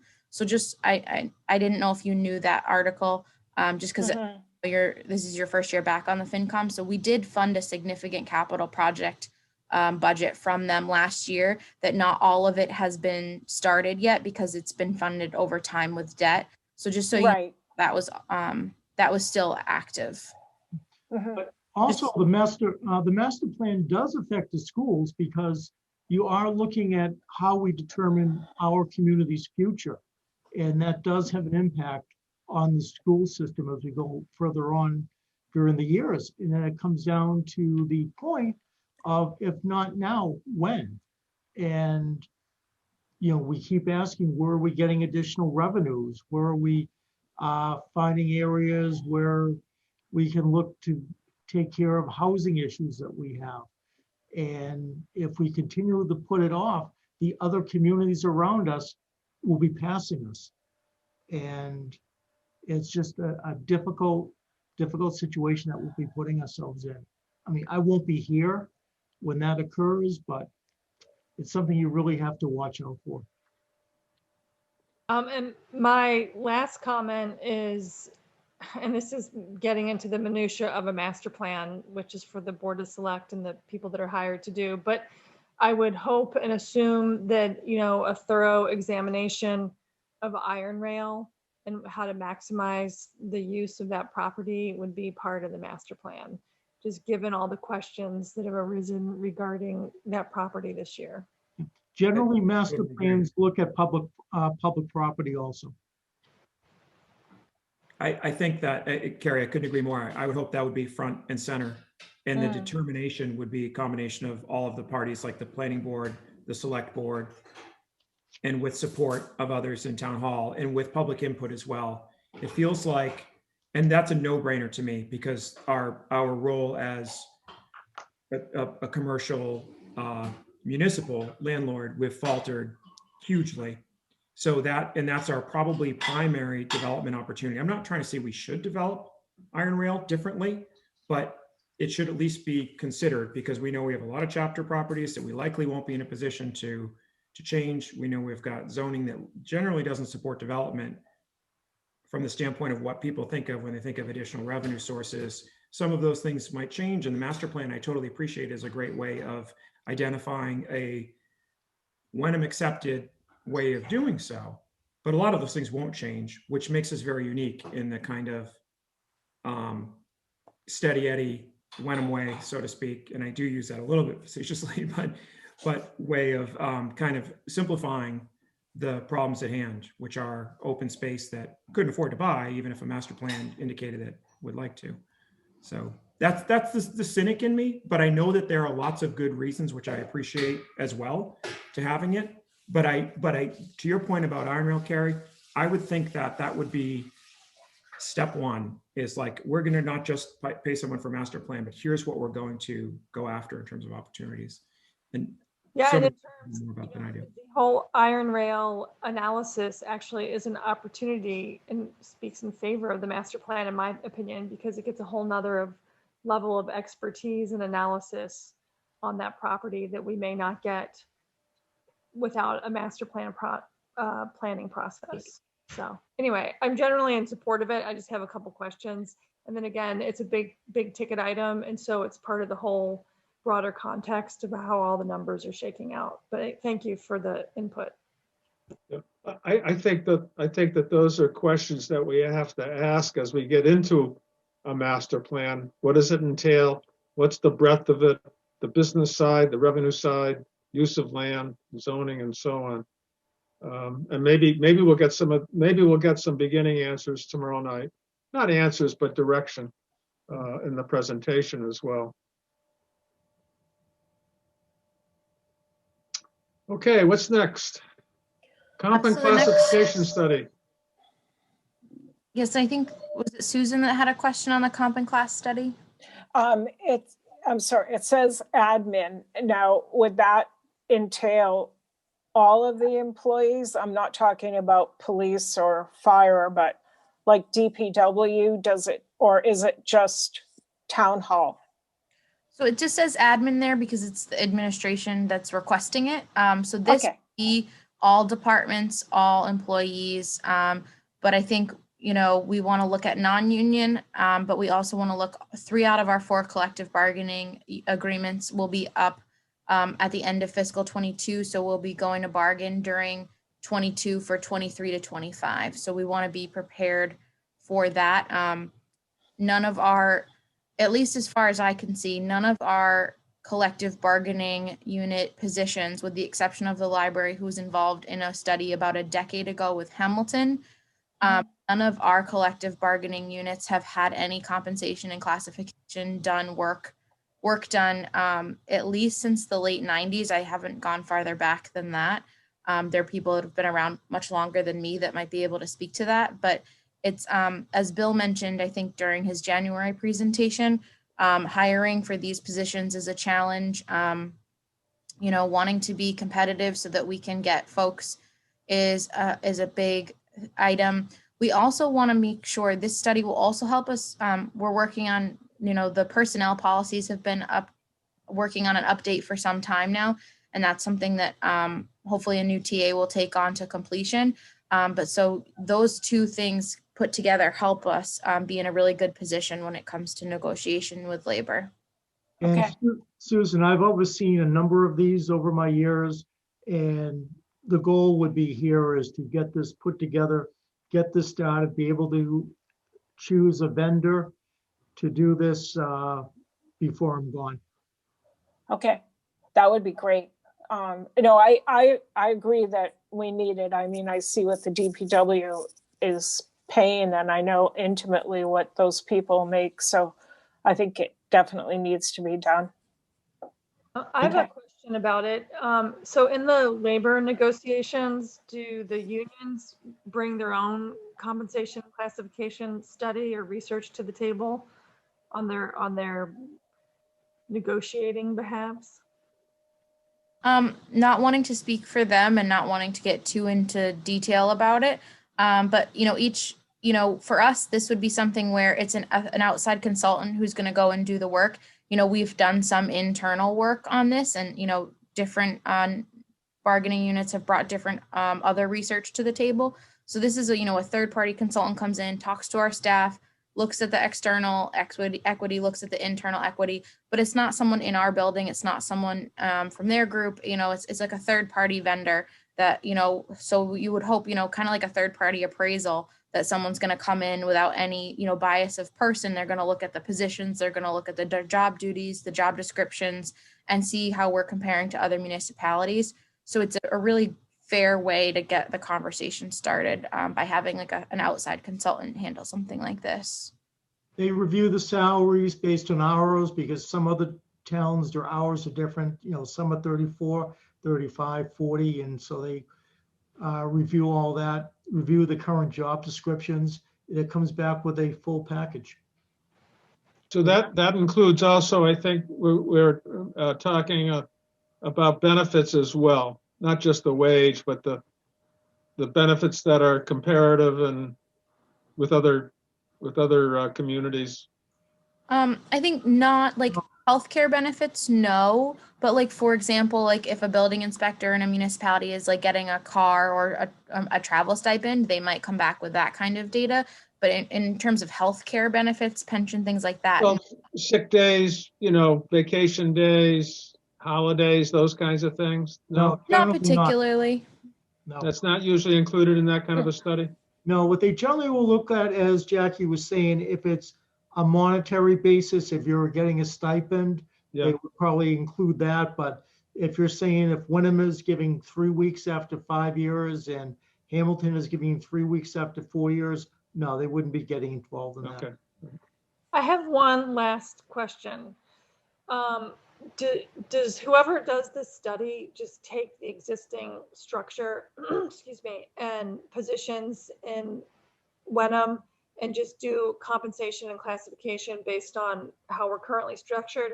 Or do they like step back at all and kind of look at functionality and analyze the positions a little more than in terms of what our town's needs are and then how we've structured No.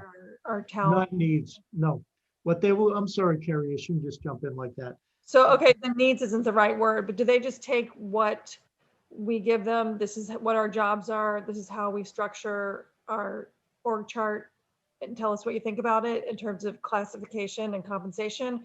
Or do they look at functionality at all of the positions based on I the think size of our town and the purpose of the- the positions? They look at functionality on a position level. So for example, like my position was newly created at the end of the last study. So it was one of the last ones that they did because the position, the way it's functioning now, was created at that time.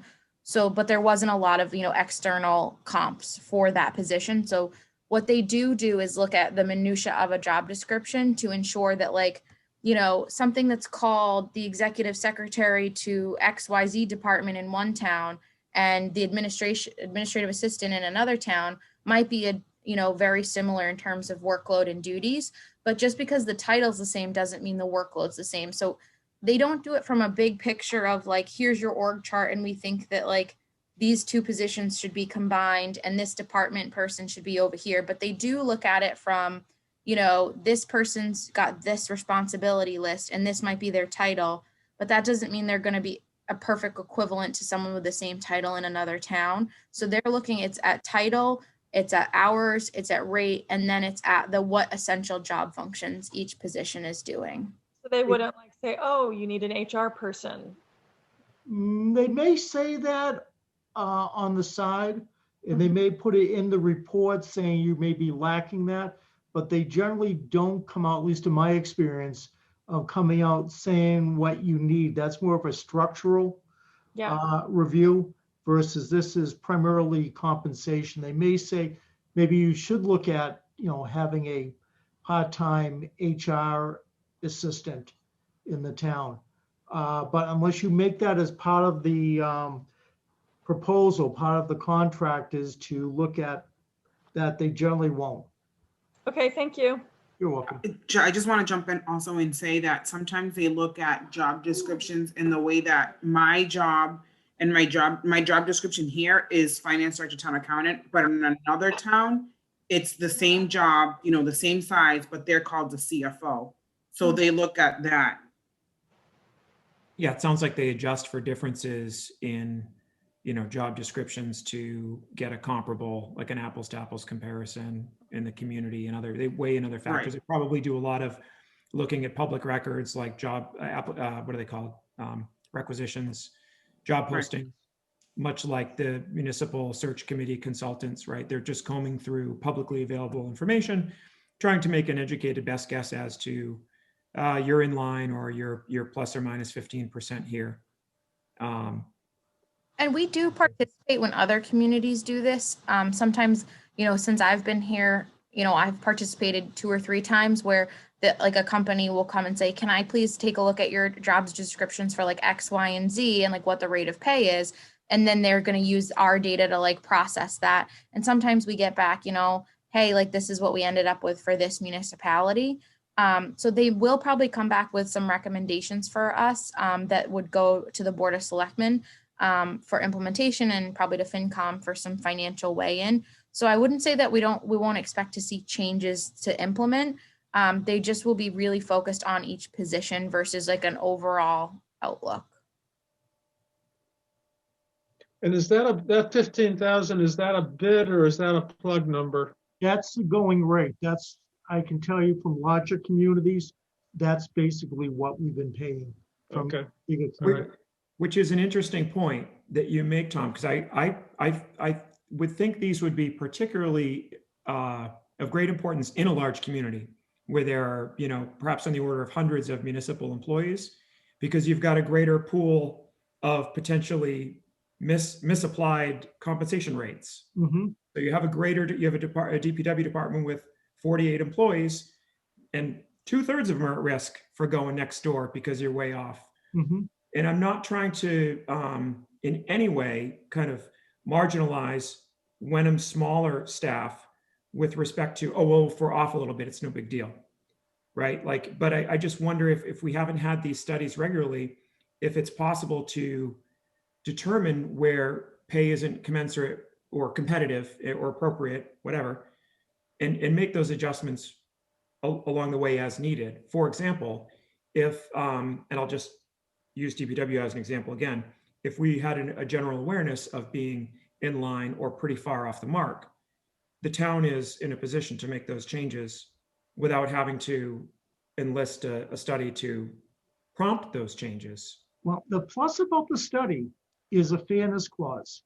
It gives you basically coming back saying that we've had an outside party reviewing this, and these are the recommended changes. It's not that, well, that person is Tom's favorite, or this person isn't doing the job right. It's looking at it from an objective point of view outside of here. Because, I mean, you hear that all the time, is certain people are getting raises because, quote, they're someone's favorite. And I know basically people who do work, and I know who aren't, but always the ones who aren't still think they're doing it. So you need an objective party out there to look at that. Yeah, you're paying for the arm's reach. Yeah. Yeah. I do agree with you, but I also would suggest that any changes that the town might make would be on a classification basis and not individual per se, beyond the merit increase anyway. So I wasn't suggesting that, Tom, you pick your favorites and. Oh, I have my favorites. No, but absolutely. And the thing is, generally, you don't really have to update them for a while, the reports. And then if you have to update them, you have your base. You don't have to go back and do all the other work about interviewing the employees, which they will do. There will be forms that they will fill out about their positions, and then they'll come back and review them. To be honest, with the smaller staff that we have, it's probably a little easier to do this than a larger staff, where in DPW, you may have where I come from, you might have 7, 8, or 9 different types of positions, where here it's a little more limited. It's a little more limited, however, with a smaller staff, you generally have people that kind of cross jobs, which makes it somewhat more complicated. You need. That's part of the job description. That's part of, because generally, particularly in a union operation, you generally don't have as much job sharing if it's not in the job description. I'm being nice about that. So, but you're right, you need to do a number of things, in a smaller team.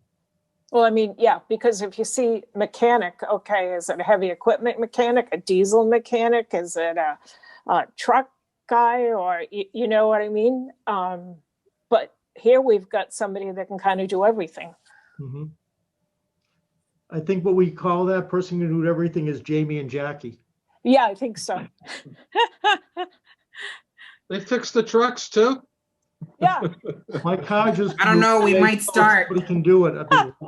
Honestly, if we can save some money. We're gonna fix it. We're gonna start changing oil in the parking lot. Okay, can we? We'll do a car wash. That will be our next revenue. Yeah. Can we move on here, folks? Okay, good. I think we've had a good questions about that one. What else do we have here? Anything else? I think did we hit them all? Yeah. Yeah, we hit them all. Did we Okay, talk so about water? Water. Water. No, we didn't. That was Water. Yeah. Right. That might have been my whole. We could hold off, or we could talk. I don't know if you have a question or a comment, I guess. Sure, I'll start with the question piece. As it relates to the backup water operator, I guess is or was a DPW employee that had a license, is that right? Am I way off? on that? Right. And we no Who longer have left. them. Who left? Mhm. Is that something that could be, have we exhausted any or undertaken any search or indication of interest as to whether anyone else would wish to do the same? Yeah, Eric has a guy that he's somewhat mentoring in the DPW. I think it's further complicated by the fact that the gentleman that's been there for a long time is retiring, I think, in October. He's just much more adept at explaining this, and maybe it's worth asking for some of his time to explain it. I'm not a water person. I think that's good information, Susan. Because I think it gets a little complicated with the overlay with DPW, the Yeah, retirement, and backfilling this second person role, but without necessarily adding a new position if someone's retiring. right. I think that what is hard about this, believe it or not, is that this is actually somebody who's going to have to sit in classes and take an exam and that kind of thing. These guys generally don't like to do that kind of thing. And it's hard to get them to do it. So, but Eric has keyed in on somebody at the DPW that seems to be interested. Okay, so to be continued on that one. Mm. All right, so the next steps in all of this, Jamie, as we get this, each FinCom member will get to you the prioritization. Is that what you're looking for? Yeah, please. I received Alex's, so thank you, Alex. And then if everybody else could just send me theirs, that way I can, if not by the end of the week, by first thing Monday, so I can compile the information and send you everything back by Monday afternoon. And I apologize, this week's handouts were late. It's been one of those weeks. Okay. So. Okay. What's next here? Budget review, we've done this. The other piece, I believe is on the budget, is David brought to my attention a question from the fire department about the establishment, and Jamie and I have had this discussion. Establishment of a so-called reserve account predicated on revenue that they develop through the ambulance service. They have developed the revenue from that. And I think that this presents some unique complications. We do have an enterprise fund in town with the water department. The establishment of we don't have an enterprise fund? No. We don't have enterprise funds. No. With the water department? No, we don't have enterprise funds. We don't have any enterprise funds in town? No. Oh, I'm sorry, I misunderstood that. I thought we had one. No worries. So we don't have any enterprise funds. Right. The establishment of an enterprise fund is a formulated, directed process which involves a review of the enterprise fund, how it's established, how it's governed, the financials of it, the review by town leadership, and the end of the day, I believe from chapter, I'll tell you in a second, Mass General Law, Chapter 44, Section 53, establishes enterprise funds, and it has a whole process by which these have to be established, how the money's spent, how the money's managed. Jim, can I just jump in for 2 minutes? Yeah, sure. I think what they wanted is like a reserve fund so that they can put money in it yearly. And so then they're able to just pay things out of it, that account, with no encumbrance. That's not, it's per municipal finance, that you just can't, you can't have an account, like a savings account, to just take money Right. out of when you need something done. If they would like to do a reserve account, it'd have to go to town meeting. They'd have to, and they'd still have to appropriate money for it. And it's exactly what they're doing now without it. I'm looking at other options to try to, I see what they're saying, but I think right now the solution is for them to continue encumbering their money. I don't think the reserve funds are not for the purpose that fire wants to use them. And I've had this conversation with our auditors, and they agree. Normally when I have requests like this, it's my first go-to, because the other ones that are gonna slap us in the wrist. So, and I think they agreed with me as well and said that that's not the proper use of the fund, and it's not in our best interest to do it. Why do they want this? Well, I can, in conversations with them, it's pretty much ease. If they need to get, for instance, new jaws of life is something that they need, or something like that, that they could just use the revenue that they're bringing in to pay for the equipment that they need, instead of having to go through the budget every year, have them buy equipment through the revenue they bring in. Now, I know you're shaking your head, but it makes sense from a point of, at least from a capital point of view. I think having discretionary is not prudent, but if we have to buy another, either fix the roof or raise it, we spoke, or buy another engine, if the revenue that they're creating from the ambulance can be put away or somehow saved, I don't know enough about the laws, to me that makes sense, so we don't have to do another debt exclusion to pay for any capital improvements. They would pay for it themselves ahead of time. So it's not, to me, it would, it's whether the auditors may say something from a practical standpoint. If they know they're going to need a new roof in 5 years, why couldn't we use the revenue that they're creating to pay for it already? And that's what I think the goal or something we should look about to try and do. So we're not encumbering the rest of the town to pay for things that the fire department can pay for themselves.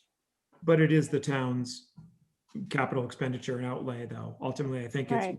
it's the residents. Well, it's the insurance companies, right? So if they're making 100, right? If you want to look at it practically.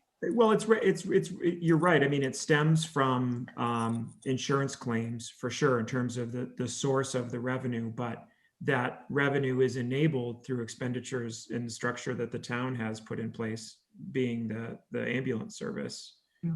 So Correct. I think let me just finish. I'm sorry. I've been arguing with people all day, so if I take it out on you guys, Fin compadres, I apologize. It's but we you're right, Alex. But if a new ambulance needs to be bought, or something else needs to be bought in the future, if we have a revenue source that could pay for it already, even though the town appropriated in the beginning, going forward, it would seem that would be helpful to the town. That, okay, if the fire department needs another $500,000 to pay for a new ladder truck or a new something, it makes enough money to pay for it on their own. So that's why I brought it up. It sounds like now no good deed goes unpunished, because the idea is good, but financially it can't be done. But if we could take some of those costs, keep it within the fire department and the revenue they're generating, the long view would be, yes, they would have a savings account, but they can't have discretion over it. It would still maybe have to go through approval through us. But that was my thoughts of going through that. So we don't have to issue debt in another $500,000 in 10 to 20 years. Well, the only thing with that too is that with water, you're always going to make money with water, right? Because we need water. Everybody's going to Yeah. be paying their water bills. With an ambulance, it's up and down, right? Unfortunately, last year might have been a great year because of COVID. Next year, maybe there's no, as much car accidents, there's not as much people calling for help. Do you know what I mean? It's not that much money in the grand scheme of things. Agreed. So Revenue wise, it fluctuates 150 grand. This last year, I think it was almost what one. I have to check my notes. and But the point of them. Sorry, go ahead. Sorry. So if we reduced it to say 50 grand a year Mhm. for that, in 10 years, we would pay for a new fire truck or raising the roof, so we don't have to have special adjustments done to the fire truck. That's what I was thinking. You're talking But- about the ambulance. That's not the ambulance.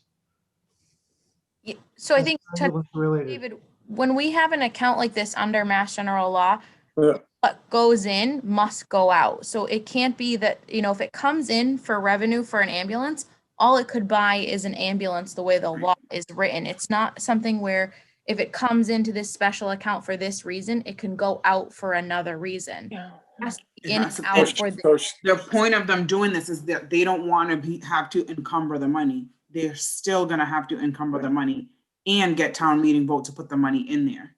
Okay. It's not an account that transfers from year to year. They can just continue rolling over. Okay, so can we use the money then if they decide?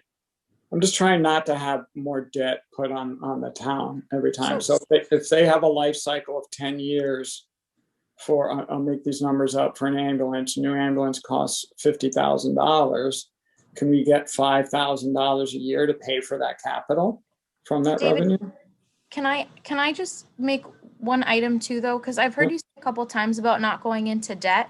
And I would really caution the town not want to go into debt because, kind of to give it a personal finance comparison, part of the reason why credit cards exist is so that we can show that we are good for it. We can show we're able to build our credit. And for a municipality, it is good to go out for debt and show you can pay it off because that's good for your bond rating. It's good to show Credit rating. good financial planning.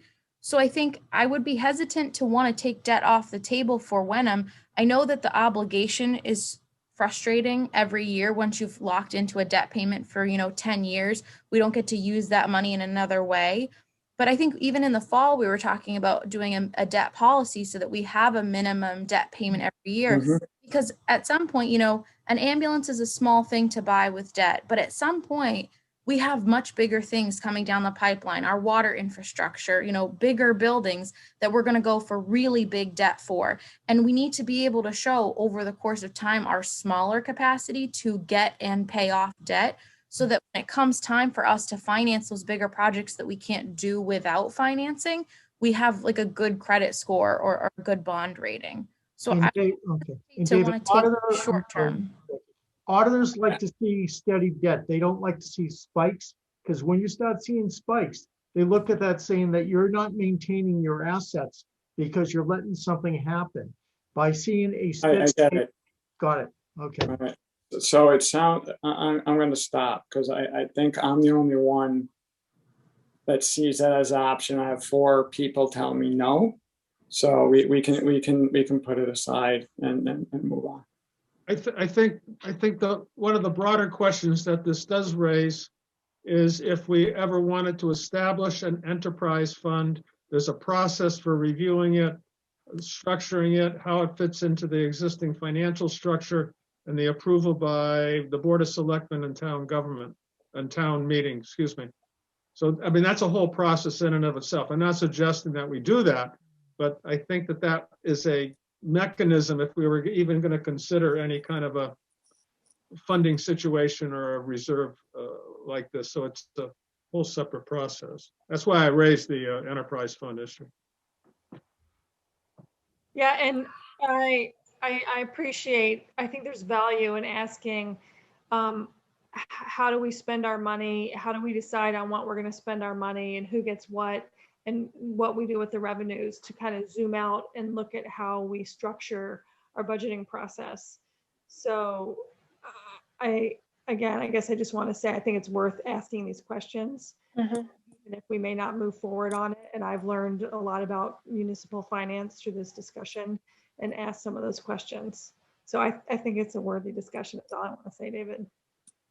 Unfortunately, those special fund conversations often end the same way with Wenham Finance Department, which is we can't afford it or it doesn't fit with our financial situation, like the stabilization fund for the enrollment shift a few years ago that we thought about that turned out to not be a great idea when we're running, with no excess levy capacity, generally speaking. Okay, any other comments on the priorities or what we've discussed thus far? When we next review these, will we have, how close, remind me, will we be to firming up our available levy capacity positive? Okay, I was just going to, thanks, Alex, because what Jackie and Jamie have proposed is that we have a series of meetings coming up next March 3rd and March 10th and possibly the 17th. And in those meetings, we will begin to discuss the trust funds, the operating requests, capital reserves, free cash, and capital. So we're going to put all those issues on the table on the March 3rd and the March 10th meetings. So we'll be meeting over the next 2 weeks to address the prioritization of the capital and the personnel, looking at the cash reserves, looking at the reserve account, the free cash account, I should say, and how this all begins to balance out. At the same time, Jamie's going to be getting more information in terms of revenues and any other further expense items, and then begin to fold in what, in fact, after all these discussions, can we afford out of the free cash? Do we want to keep some free cash over and above the required 250,000, for example, that were required by the Department of Revenue? Out of that 800, we have 826,000 minus the 250, which leaves us with about 575,000 of free cash. How do we want to manage that amount of money for capital, for personnel, and so on? So that's going to be part of the discussions on the 3rd and the 10th. Can I ask a quick, Jim, I'm glad you reminded me, if I may, a real quick question with respect to free cash. Does the reduction in rent received in FY20 relative to expectations for Iron Rail, did that reduce our FY21 free cash or no? I asked this recently, I think someone told me no, but I just want to make sure I'm not missing. Jamie, do you have I mean, you were the one who did the reconciliation of the free cash.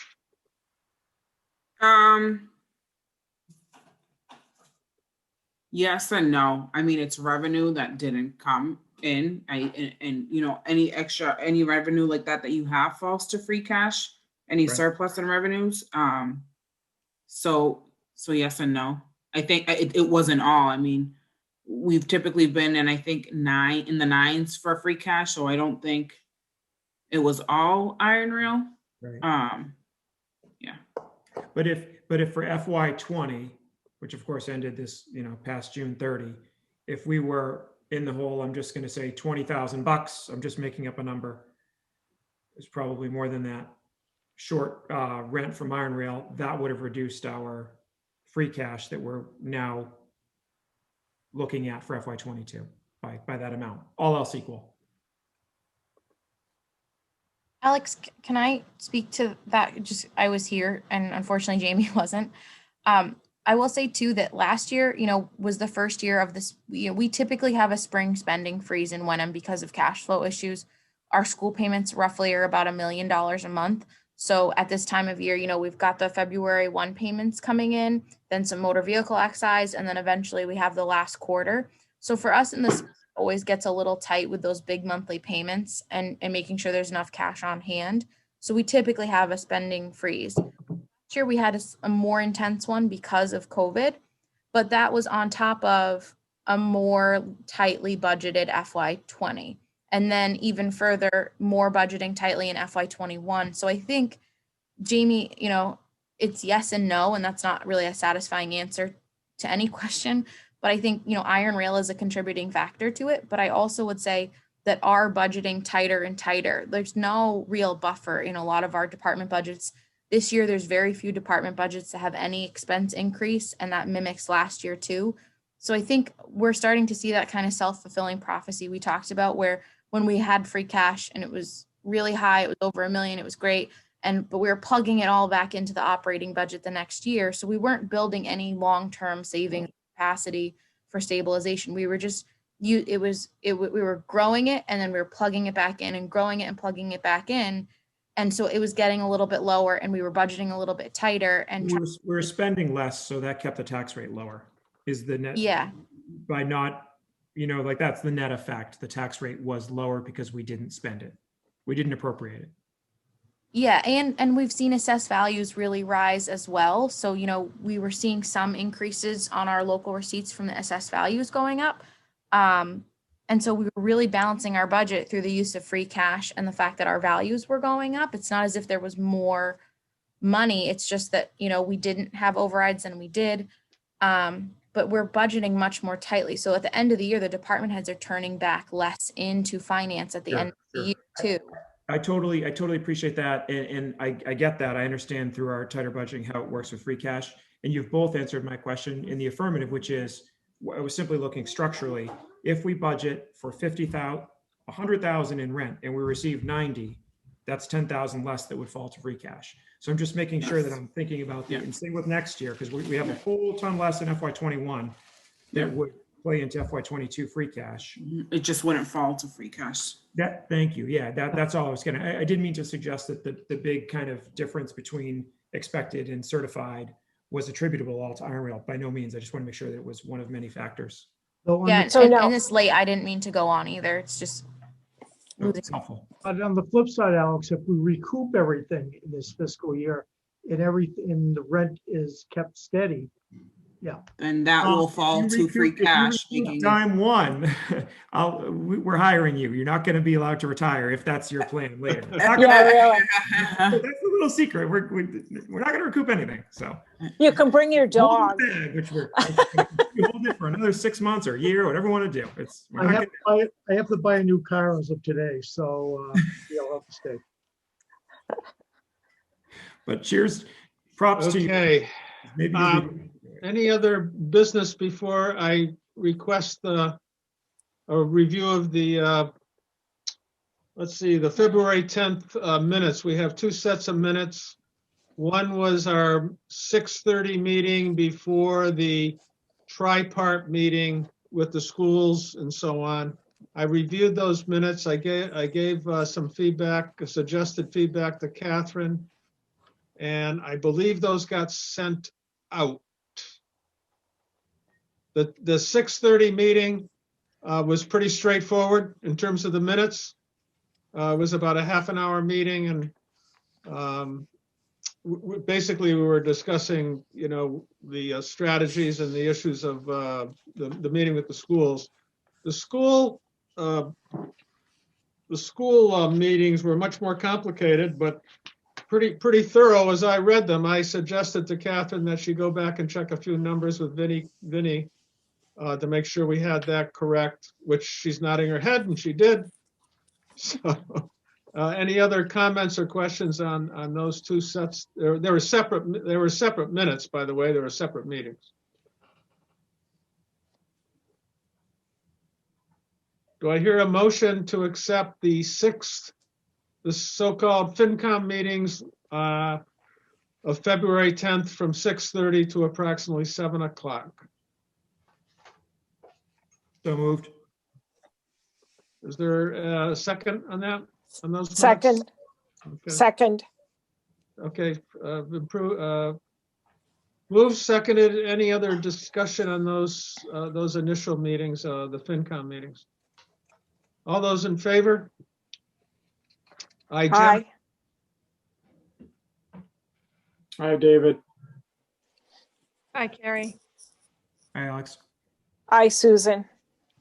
Okay, Catherine, those minutes carry unanimously.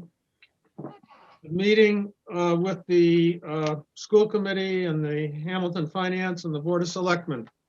We're three pages of minutes. I think from my view, Catherine captured it all. She corrected, or Catherine, can I ask you, you're able to just, the questions that I had were questions from Vinny. You got some feedback on those, on some of the issues that I raised?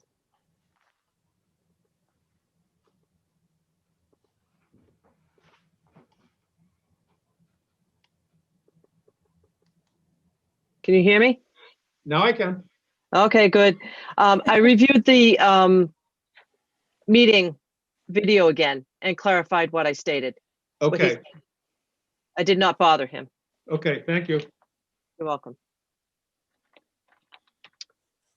Any questions or comments on the tripart meeting with the schools and the Board of Selectmen and the Finance Committee from Hamilton? I have a question. I didn't have an opportunity to read everything thoroughly. Should I just abstain my vote? If you're comfortable doing that, I think that's fine, unless we have other people that are also not ready to vote on it, then we can defer that. I haven't read the school, that was bigger. I read the other one, but I'm only halfway through. Okay, If the rest of the committee's fine with it, then I don't want to hold it up. If there's three that already read it, or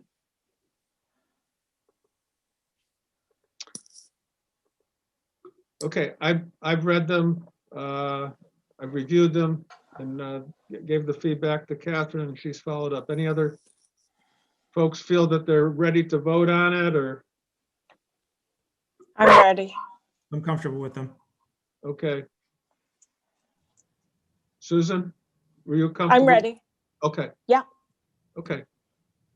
Can I hear a motion to accept the joint meeting with the school department, Board of Selectmen, and Finance Committees of February 10th, 2021? So moved. Motion to accept. Alex? Your motion, you're making a motion, Alex, to accept? Yes. Okay. Yes. Second, Second. Susan? Okay. Any other questions or comments? All those in favor? Aye. Jim? Hi, Alex. Aye, Susan. Abstain, Carrie. David abstain. Okay. So we have 3 approvals and 2 abstains. Should we review those again next meeting? David, Carrie, would you feel more comfortable doing that? I mean, we can keep the vote for this evening, but would you like to have a review of those, discuss those minutes next meeting? For me, Jim, was like I mentioned before, it was just one of those days where I didn't have a lot of free time. Yep. And a little busy. So, I mean, I voted once for. It's up to you. I voted once to approve meetings at a meeting I wasn't at because it made sense to me, and I usually do not have problems with the notes or the meetings. But it's up to you. I don't have a problem reading it again, or I'm comfortable just keeping it 3-2. I don't know if this is proper, but possibly you both could review the minutes. Okay. And then if you have any questions or concerns, we can raise them next time. Yeah, I don't know exactly, but I think I'm totally comfortable abstaining, and I will read them. And then if there's any changes, I think we could probably offer some kind of amendment to it. But I just didn't have a chance to read them, and I'm just not comfortable saying yes until I read it. That's fine. That's fine. I accept that. That's fine, Karen. So Jim, they do get submitted to Nikki for posting. So making changes is difficult.